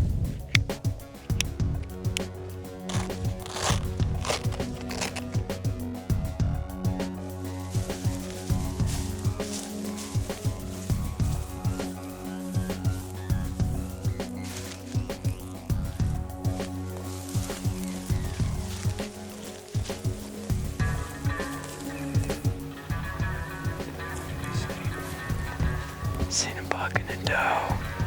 Always walking out. Just came right across here. It's November the 16th, first day of Illinois shotgun season. My coach let us off basketball practice, so I finally get home with my dad. I'm hoping to kill one of these big bucks he's been seeing. Well, it's the evening of November the 16th. A couple people have seen some pretty big bucks in here.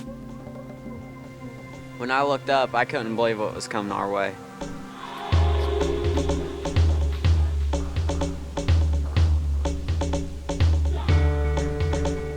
The buck was coming our way, but then it turned and went into the timber, and Dad told me to grab the grunt call and grunt at it a few times.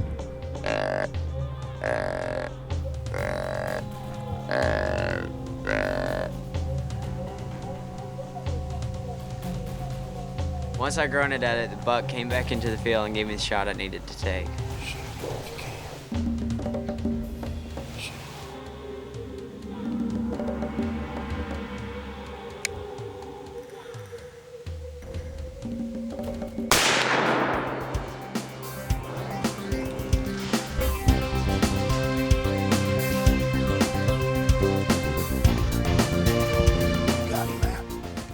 Yeah!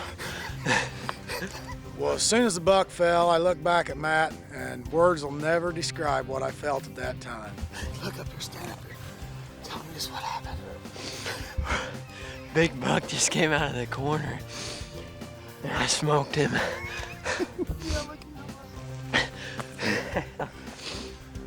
I don't know who was more excited, me or him, but the look on that kid's face was just priceless. Oh my gosh. Are you nervous?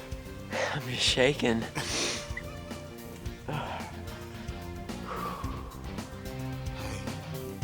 That's what it's all about, bud. Father and son. I'm proud of you, Dad. You put a heart out on him.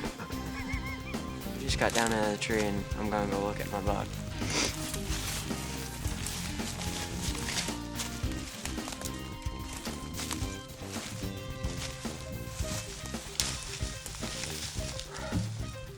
Well, I really haven't got to hunt very much, and I wasn't gonna get a hunt tomorrow because I had basketball practice, so looks like I don't have to worry about it now.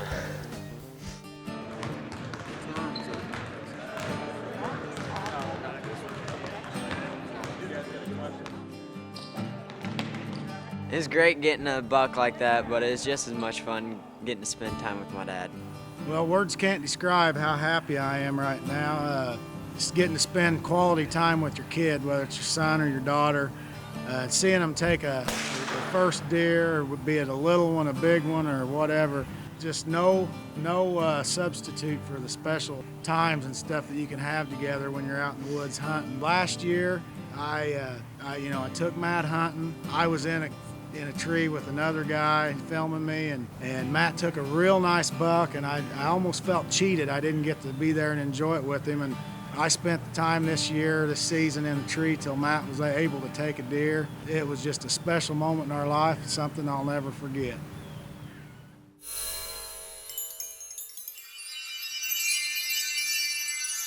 Jason, he'd been doing a little scouting for us, and he told us we needed to get in on his 30. We're in a hurry, but first things first, we gotta stop in Casey's down here and get our early morning cup of coffee.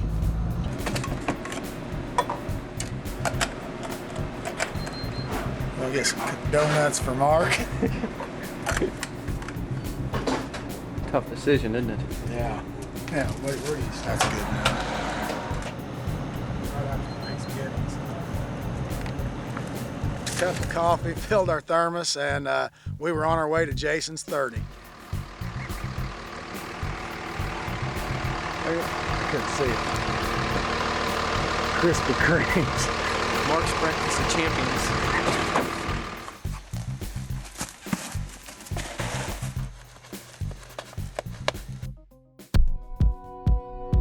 Well, things were a little slow, so Dave and we decided to have our first cup of joe. There's a couple limbs and stuff that's in the way. I'm gonna slip down and cut them. We're just having a phenomenal season. Hopefully we can top it off tonight with this real nice buck. There's 2 or 3 big bucks using this area, so just laying it all out there. Hopefully we'll get one to come by.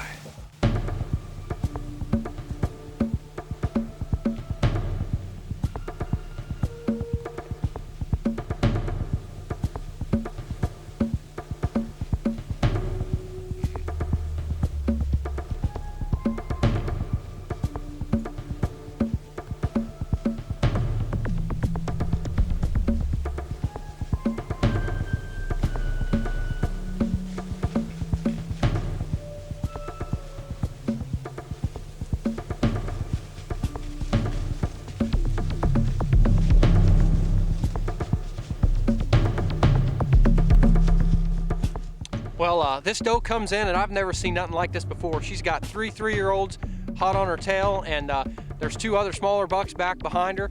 I don't even know where to point the camera.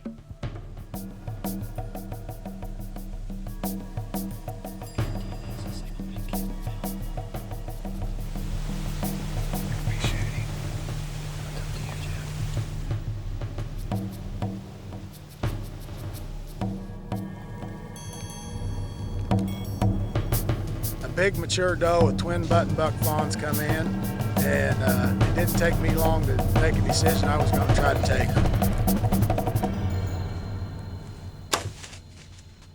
Getting ready to make the shot, and the doe got a little bit nervous. She seen something out in the field out she didn't like. I don't know whether it was a coyote out there or what, but she started to leave, and I took the shot. And I still say she fell down on her belly, but Dave and Mark and Jason, they laugh at me and they watched the tape 12 times, and they say that I just shot over her back, but I think she dropped. Well, I think Jeff's a little proud to admit that he just flat missed her. And after official review, you can be the judge. If a big one comes by, we're gonna be ready to kill him.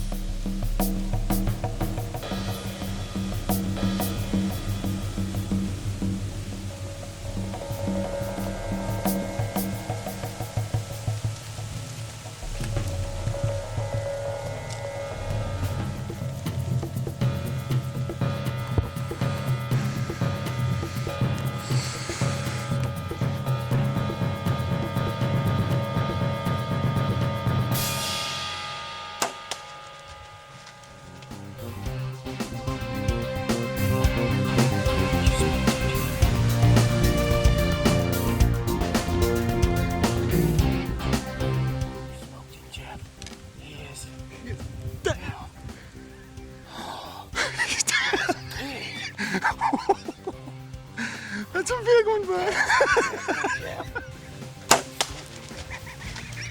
Oh my God. What a year, Davey. What a year. Whew. Oh my gosh. What do you say? Yeah, that's a big deer. He's heavy. He's massive. Are you filming? Yeah. Shut Dave. this off. The year, it's just been something else.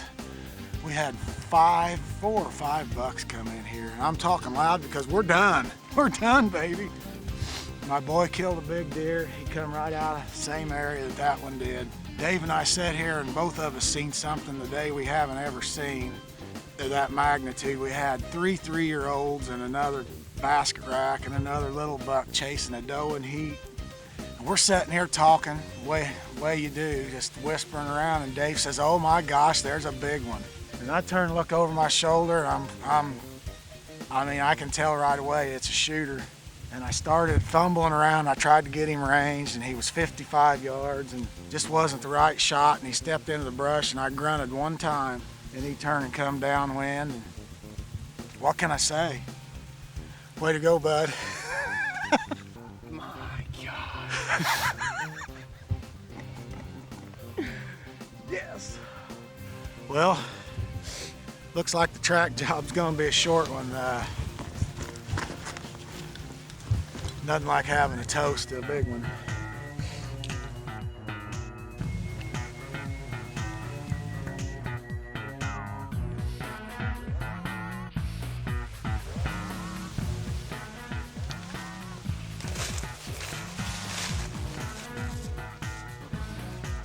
What a broadhead.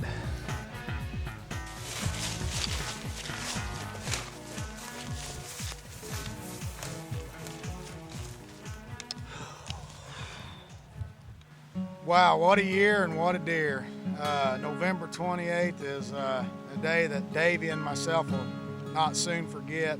We both said that the way this morning played out, it was probably the best deer hunt we've ever had in our lives.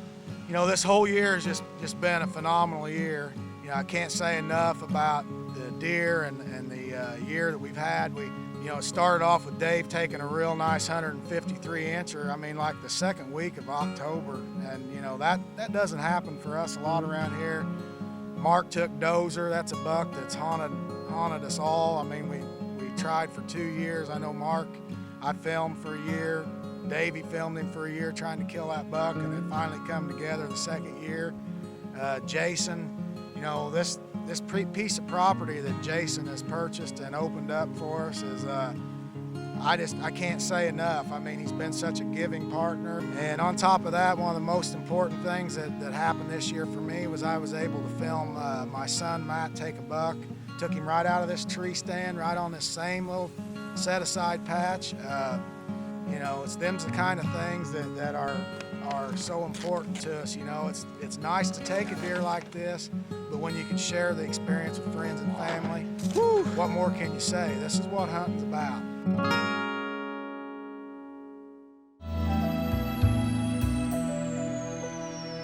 Well, throughout the course of the Dream Season series, you've seen our nephew Jared harvest numerous deer. And we've literally watched Jared grow up from a little bitty boy into the man and the hunter that he is these days. Does lightning strike the same person twice? Apparently it does. He harvested a heck of a buck last year, one that most people will only harvest once in a lifetime. Well, Jared had a year this year that truly was a dream season as well. We had our dreams just blown away. A ghost from the past revisited us one fateful November evening. Here's the story of Corkscrew, truly a dream buck.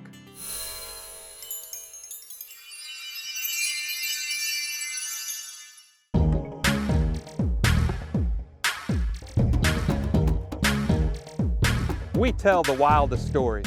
And for me, this year I tried to film everything. And I'm glassing this bean field in front of me from afar, and there's 2 really good deer out there. We go from planting corn in the spring, on into the summer, wildlife eyes, covering ground, putting out cuttybacks on the farms, velvet at the end of the summer, on until the fall to get those last few green food sources planted and biologic.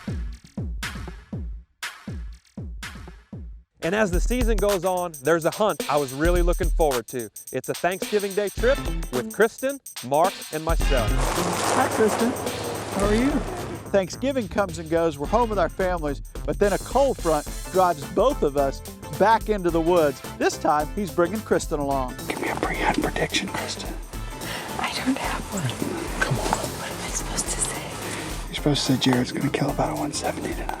I told him a 181 on the way here. We can always dream, can't we? Yeah. Why not? If you're going to dream, dream big. Big. We're bouncing from state to state. When the winds are out of the south, we're in Iowa on my farm. And then when the winds switch, we're gonna head down to Missouri for a little muzzleloader hunting. Should be a lot of fun. Thoughts? I hope you get one. Her pre-hunts are awesome. And we're having fun, bouncing back and forth from Missouri to Iowa to Missouri. And then Kristen departs, she heads home. It's just Mark and I headed into Iowa to bow hunt a cold front. Have you ever bow hunted in weather like this? I'm sure I have. It's been a while. Normally this time of the year, Mark and I have got our muzzleloaders, our Hunter Orange, ready to go out to 150. Well, we've just got a bow tag in our pocket, and there are 1 or 2 big deer on this farm. We're trying to get them transitioning to standing beans. They went from a breeding period, cold front hit, bitter cold temperatures, and now all of a sudden they're feeding. So we had to switch our tactics a little bit, stand persistent, stand after them, but we're trying to get them transitioning out of the bedding and cover over to the standing beans in this little strip, if you will. We're sitting there, and a few deer are moving, not a lot, and all of a sudden, hey, giant coming. I get to say some words that I didn't think I'd ever get to say again. Jared, that's corkscrew. Is it? Yeah, corkscrew. 100%, that's corkscrew.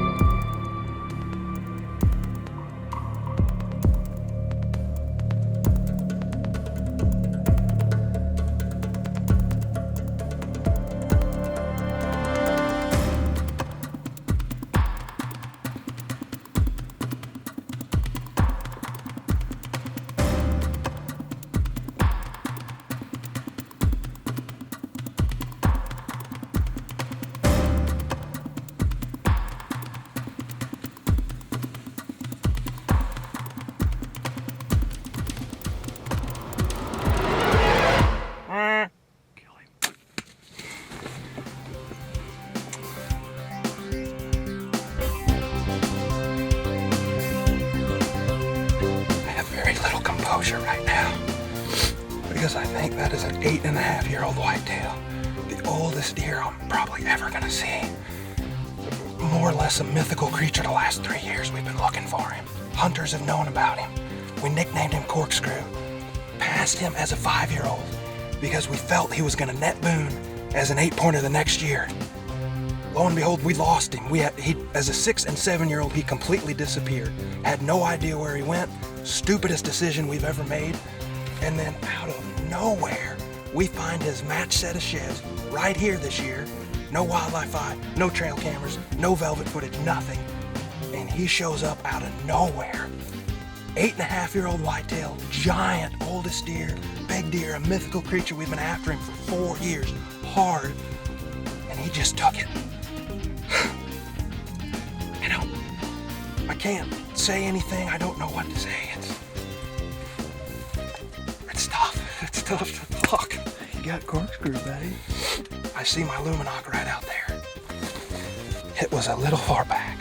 I still see the Luminoc over there. We're gonna go look at blood, go back, the luxury of the cameras, review the footage, talk about it, and come back and look for this deer in the morning. Lots of blood, lots of it. The hit is a little back and high. It's not where I wanted it. It's gonna be a long night, waiting, wondering. Can't wait to get back out there the following morning. Oh my God, I'm so excited. I slept like 2 or 3 hours. You sleep okay? Oh yeah. All right, time to start tracking. Let's see where this big guy went. This could be a challenge. Very spotty blood. It's not the greatest blood trail. There. Nope, not that. Emotions are dropping. I'm mad at myself. I practiced all summer and I didn't hit the deer where I needed to. We're gonna stay after this deer. He tucked his tail. We still feel like it's a mortal hit.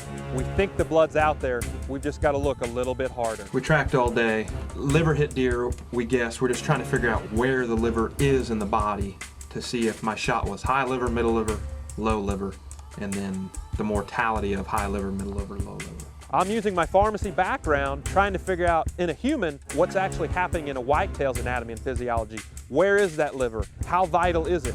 If it's high in the liver versus low in the liver. Where the arteries come into the liver, the veins come into the liver, capillary beds. Basically, we think it's mortal, but can we provide some science to what we think?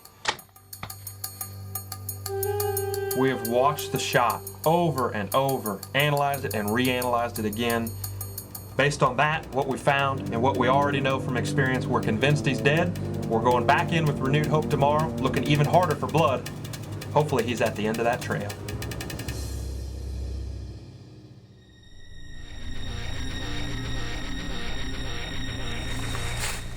Where'd he go from here? I don't know. We're into our second morning of tracking. We tracked all day yesterday and we took the buck about 400 yards, typical liver hit deer, droplet by droplet, thumbnail size. And it has been a long, long, laborious track job. We're in day 2. Yeah, that's blood. Ow. Hey. Hey. Dead deer right there, buddy. Dead deer! Oh, Jared. Oh my God. Let's go get it. Come on. Longest track job ever. Put her there, Jared. Put her there, buddy. We did it. Oh my God. We did it. Oh my gosh. Look at this thing. Wow. What an animal and a true whitetail legend. Well, Jared, congratulations. Thank you very much. I'm so glad we found this deer. I'm glad we did it. You know what? The presumption of death. I mean, we knew where that hit was. We said liver. We got to keep pushing. And sad to say, it took us 2 days, but we found the deer. Fitting into a deer that has just literally, I said it when we recovered him, it's like my life flashed in front of my eyes. Amy when he's 3, myself when he was 4, Terry when he was 5. You passed him at age 5. We made a decision that year not to shoot him, and we didn't. We thought next year he'd blow into a monster. He walked out of our life literally 3 years ago. 3 years ago, late December. Late December, walked out of our life, and I was convinced he was dead. He was gone. We couldn't find him when he was 6, couldn't find him when he was 7. Said, corkscrew's gone. And then lo and behold, Josh Hopkins finds his sheds this spring in May. About 600 yards away on this food plot, match set. Right where you killed him. And I never thought we'd have this day, but here we are. Well, it is a good day. Fitting in, you passed him when he was 5. Here you are, you're sitting behind him when he's 8.5. Congratulations. Thank you very much. The trophy of this is the long storied career he's had documented on video, the tall brow tines, and then on top of that, an 8.5-year-old deer. Unbelievable. 8.5. And you said it, documented. I'm not so sure he's not the most documented buck in Drury Outdoors history, perhaps outdoor video history. Perhaps. I mean, wildlife eye, pictures, sightings. You know, thank Amy way back when he was 3.5, because this story could have ended right there that night. And Dave and Amy passed this deer. And here we are 5 years later, unbelievably. They're now married. I mean, a lot of things have changed. And here we've got the monarch of the woods, corkscrew, right here in front of you. Thank you very much. Congratulations, buddy. Enjoyed it. You're going to enjoy the day, I can tell you that. Absolutely. This deer is big, and the trophy in this deer is the story. He's had a documented life, basically growing up on video. This deer changed my story. I had it all laid out. I had it all documented. I had storylines on top of storylines, and really none of them fit with corkscrew. Leave it to old corkscrew to change my storylines, and I tell you what, I wouldn't have it any other way. We talked a little earlier about how Amy Reisner and Susie O'Dell had the season of all seasons, a true dream season. You know, by topping their husbands and killing the largest deer of their lives, it just doesn't get any better. I guess the only way that it can get better is by incorporating your family members and some of the children. Well, little Wyatt was tagging along with Dave Reisner and Amy as they encountered a huge buck, one that was in velvet that would come full circle in December. They laid it all down on film. Here's Dave and John, friends and family to us for so many years. Here we go into Iowa once again with Reisner and O'Dell.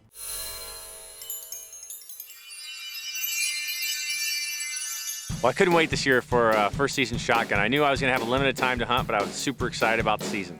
You know, opening day in Iowa is kind of almost tradition. It's first Saturday of December, and I knew John wanted to get back to Iowa for that opening day. I had to miss yesterday opening day because of this ice storm. By this time of year, it hurts to get up, be ready by 3 o'clock in the morning. I pretty much have both hands on the wheel right now. This is the white knuckle driving. Last 2 times I've been here, Dave shot a nice buck, and my wife Susie shot a monster buck here in October.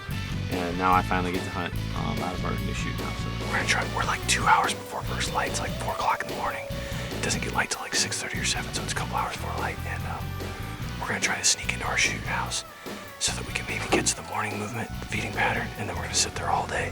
They gotta come eat sometime with this weather, so we'll see what happens. So Dave and I got in early, right out of the chute. We opened the windows as it was getting light. Sure enough, there was a nice 3.5-year-old buck out there, and an up and coming, nice 2.5-year-old buck and a bunch of does, and nothing I wanted to shoot, but it was nice just to see those deer on their feet first thing in the morning.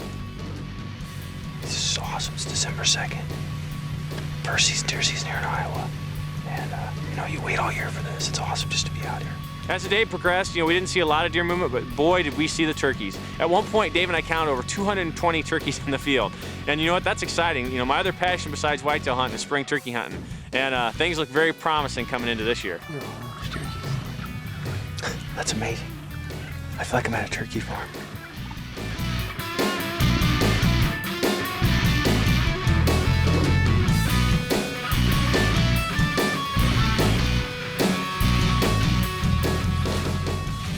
That's pretty cool. There's some kind of eagle up there. We've been seeing bald eagles all morning, and this eagle just lit in a tree. It's pretty cool. They keep spooking the turkeys. So much for our midday movement. We're going to go ahead and grab lunch. Dave was nice enough to make us some sandwiches. And then it'll be time to get serious. I think that the afternoon movement should pick up. The temperature's actually dropping throughout the day, and it's going to be in the single digits this afternoon. So we're hopeful that will get the deer moving, but we're going to see what happens. Sit here till dark. So along towards evening, the deer just started pouring out like they always do, last couple hours, and all of a sudden, right at 4:30, Dave and I looked up, big mature deer coming.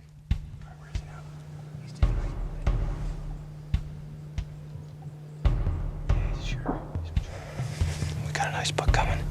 We finally got a 4-year-old. We're gonna let him get in the field, let him get a little closer. It's a nice buck, mature deer.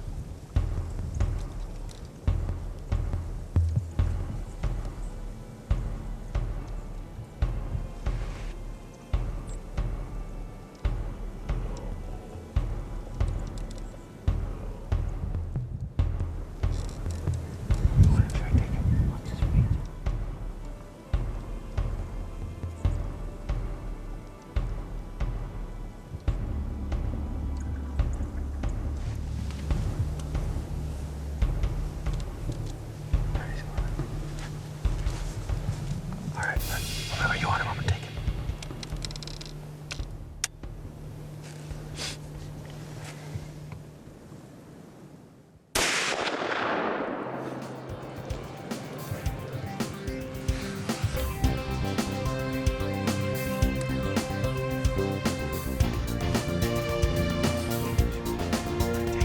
Yes. Oh, I didn't think that was gonna happen. Yes. We sat here all day. And we got in here at first light, and we were waiting for a mature buck to come to the field. Lots of nice young bucks, and up-and-comers, and I made up my mind. I wasn't going to shoot anything unless we thought he was 4.5, and he was at least 140 or bigger. And something cleared the field. All of a sudden, all the deer took off, and it was decision time. It was now or never. And he gave me a perfect quarter-and-away shot, and I elected to go ahead and take it. Yes. I got it, buddy. Got it. Put it right on you. First day of hunting. Yeah, the TC never fails me. Yeah, he's down right there. Let's go take a look at it. This wind has really picked up. This high-pressure system just rolling in, and we knew it would be good. My buck's down. Big buck down.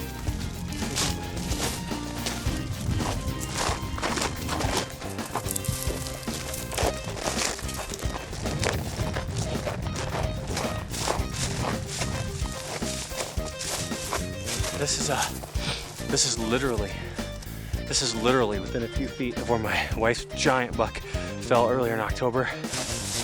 Whew. What a buck. What a gorgeous deer, and what a show he put on for us tonight. This is my one and only day to hunt here in Iowa during the first gun season. I have some work commitments that I couldn't get out of, so I'm gonna be in Chicago the rest of this week. And yesterday, Dave and I got iced out, so we weren't able to hunt. But I'll tell you what, I had high hopes of tonight, even though I only had one day to hunt. We decided to get in early, come in a couple hours before it even got light, and then sit the entire day and give ourselves the best chance of harvesting a mature deer. And I was gonna stick to that. We saw several, up and coming deer, a couple nice 3.5-year-olds, and I'd made up my mind I was gonna shoot a 4.5-year-old or nothing. And sure enough, right at last light, this buck came in, dog and a doe. There at the end, something spooked the entire herd, and it was kind of now or never. It was decision time, and I opted to go ahead and take this deer, and I couldn't be happier. This is the third time I've sat in the shooting house since Dave and I built it. And the first time Dave was fortunate enough to harvest a close to 160-inch 11-pointer. The next time my wife harvested a monster this year in October, a 181-inch buck. And now I'm the lucky recipient of the shooting house that Dave and I built. And this was my first ever night sitting there with a gun, and the TC Pro Hunter performed flawlessly, and here I am, the lucky beneficiary of this gorgeous, gorgeous Iowa buck. And this concludes my Iowa 2007 season, and I couldn't be happier. What a great deer, what a great hunt. And now I don't have to worry about hunting. I can get back to work and take care of business. That was an awesome way to end John's season. One day, all day sit, and it paid off at the end of the day. And all I know is I'm batter up next.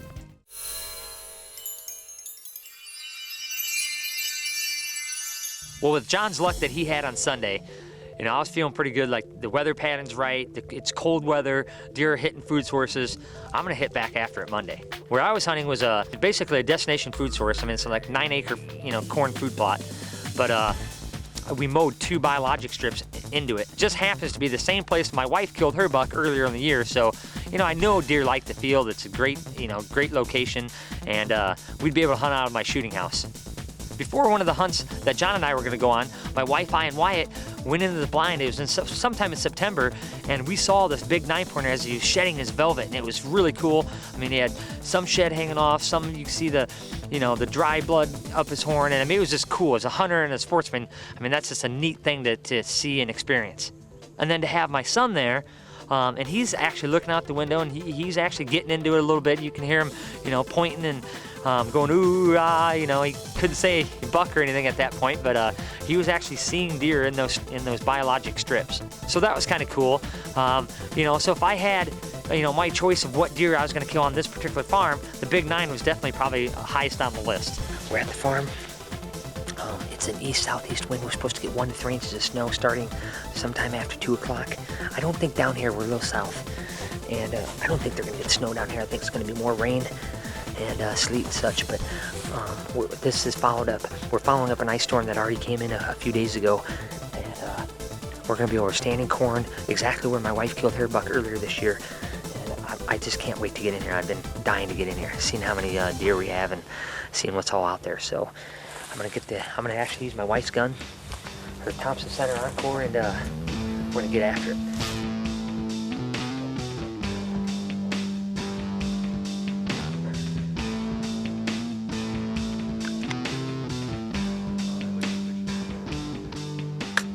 All right, locked and loaded. Well, so we get settled in early afternoon, and we get in our blind and we get all cozy, and it was pretty slow. It was pretty slow movement at first. We just got in the blind. It's pretty awesome. It takes a lot of work building these blinds. I know when we built this one, it took a lot of weekends, but man, are they worth it when when the weather gets cold and you got inclement weather coming in. Tonight's supposed to be, you know, a rain, sleet, snow mixture, mainly sleet, I think, down here. But it's way worth it being in one of these blinds and having the heat on. It's the Big 9.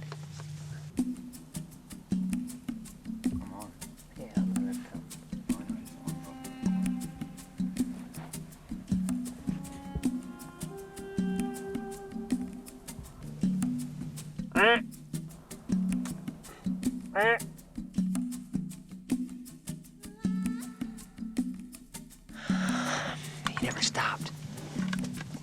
He came in that same strip. That's the same exact strip that when I saw him back in September with my wife and my son, he came right down there. But that night he worked all the way in, almost underneath us. He went right into the corn. He disappeared. You cannot see him in that corn. And I heard something right here.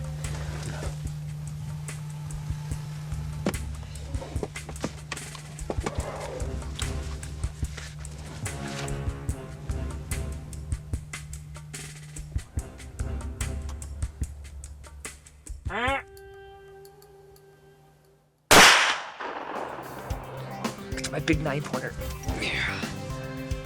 Oh, I can't believe it. First night I said, you know what? I'm gonna try food source. Different farm, different food source.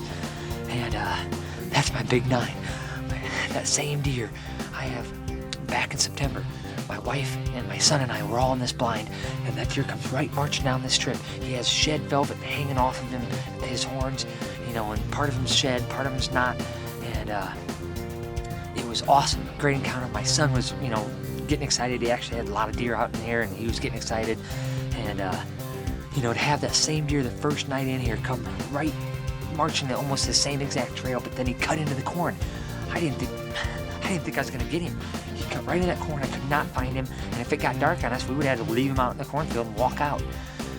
Oh my gosh, Big 9. Oh, that's a buck I know very well. I've got a lot of wildlife eye footage of him. I got pictures of him. I've seen that deer grow up this summer. Well, we let it get dark. Got all the windows down. Pitch dark.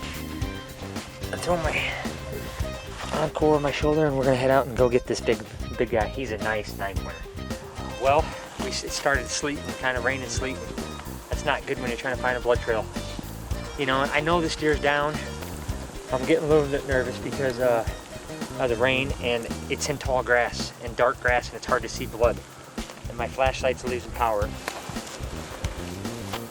Hey, there he is right there. There he is right there. Yeah. Oh, look at this. Well, here he is. It's my Big 9-pointer. Definitely one on my hit list. If I had to pick one deer left that I knew was on the farm, it would be this buck. And to come out the first night and harvest him, same blind my wife killed her buck out of earlier this year. And you know, the Big 9-pointer, we've seen this deer grow up basically this year. I've got him on wildlife eye and velvet when his G4 is not even near that big.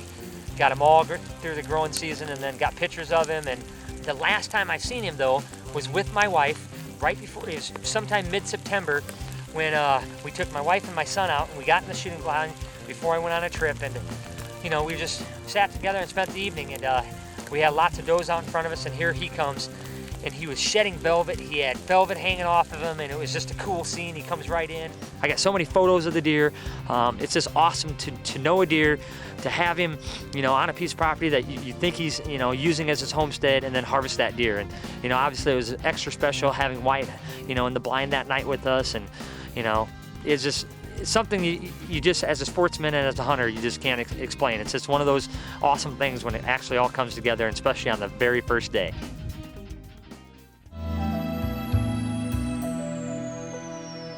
What better way to finish it than with my constant hunting companion of the last 30 years, Brother Terry.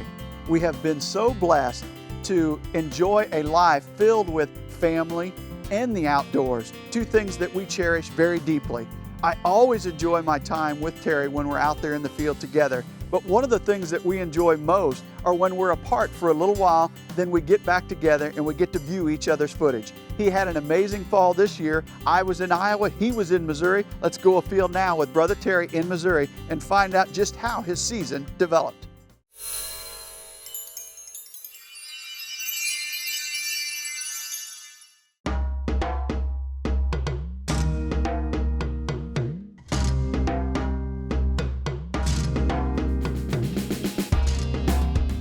month of December came in roaring like a lion. It's always an adventure to try and harvest a deer with the archery tackle, particularly after the firearm seasons have closed. We had ice, we had snow, we had all the above. What a mixture, just what we were after to drive those deer to the food source. The food plots were filling up. We saw a lot of does and small bucks, 1.5 years, a couple of 2-year-olds. We had an encounter with one 3-year-old that walked very, very close to the tree. It just wasn't what we were looking for, it wasn't mature yet. Well, as time progresses and the days wore on, it started to wear on us as hunters. But we didn't give up, we stayed persistent. You know, the northerly wind flows had started to push out and it ushered in a southerly wind flow. Sometimes those are the best evenings. Well, here it is. We're still hunting in December. We've got snow on the ground, it's warmed up a little bit. We've got a little bit of a thaw coming on. All that ice and everything that we had hanging on the trees and all the fences and what have you has melted a little bit. You know, I've always wanted to shoot a deer in the snow, so maybe tonight we'll kill us a doe. And away we go. How about that lingo? I should have been a rapper. I've always wanted to kill a deer in the snow. Maybe tonight it'll be a doe, and away we go. Couldn't wait to get into that box in the evening. We had hunted all day that day in the timber. Thought we'd sit on the food source.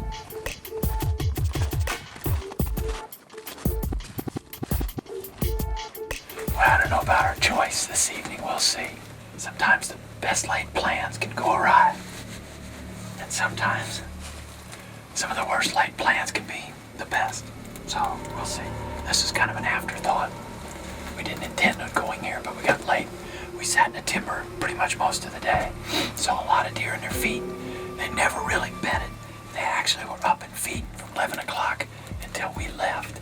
We elected to come back to a food source. We got Biologic right here in front of us, actually. There's a whole bunch of Biologic Maximum in front of us. We got beans just to the east of us, and then there's some standing corn over there a little bit further, but we're hoping to see them pour out of this timber and onto this Biologic. You can see where they've been mauling it. There's a lot of fresh tracks in here. So we'll see what the evening brings. Never know. High pressure was upon us, temperatures warmed up, they could finally chop through that ice and get down to that Biologic Maximum. It seemed like this was going to be an evening that would shape up just absolutely phenomenally. There's a little fawn right there, doe fawn.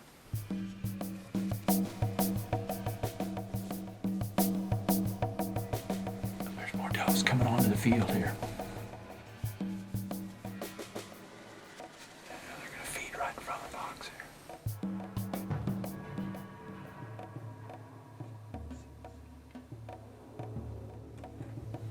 There's a pretty good deer behind him. Looks like a shooter, maybe.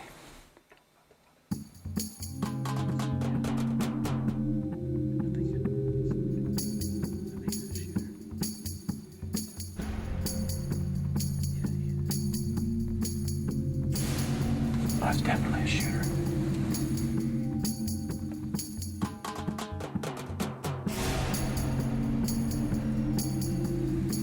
Here they come.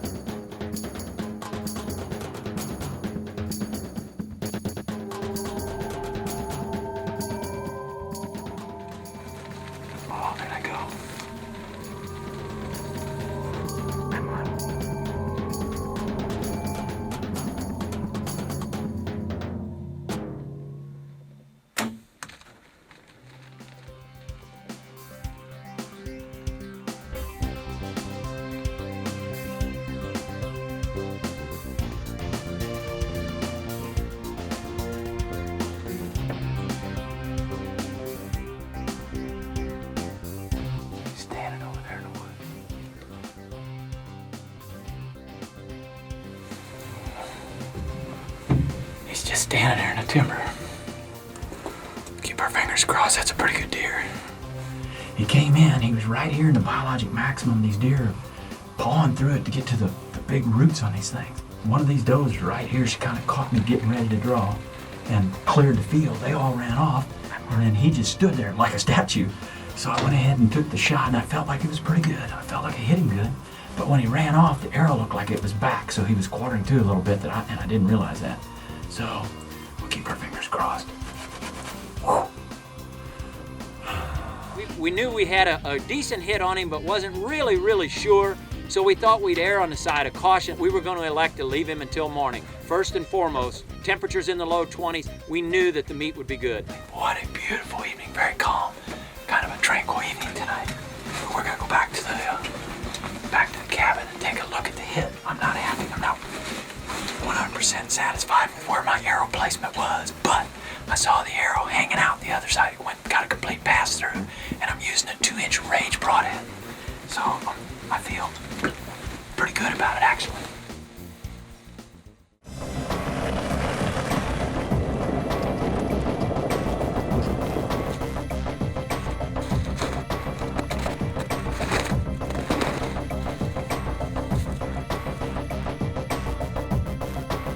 The blood was sprayed all over the ground. We found his first bed, which was right there, real close to where we'd last seen him. We peeked up over the rise, and there he laid. What's that right there? Finally, after all these years, a buck in the snow with the archery tackle after the firearm season. It's an accomplishment that I'll long cherish. What a great ending to a long dream season. Well, I couldn't help but drag him out on this beautiful, beautiful sunshiny morning. Here it's December the 19th.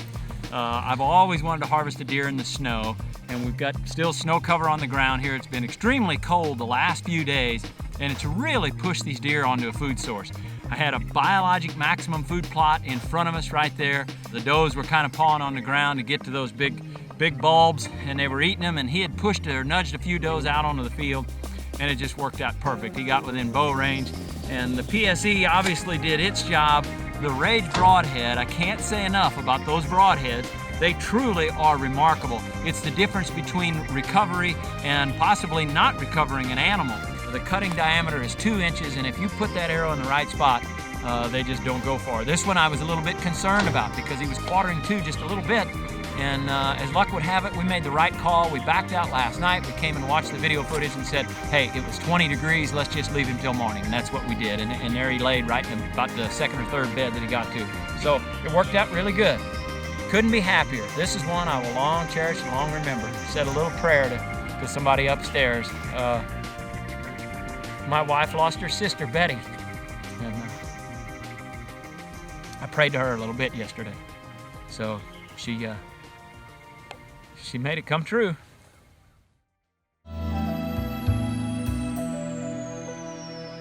Well, we hope you've enjoyed Dream Season 11. Each year, we recognize the privilege and honor it is to come into your living room and share our season with you. This year, really, like years past, was truly what Dream Season was all about.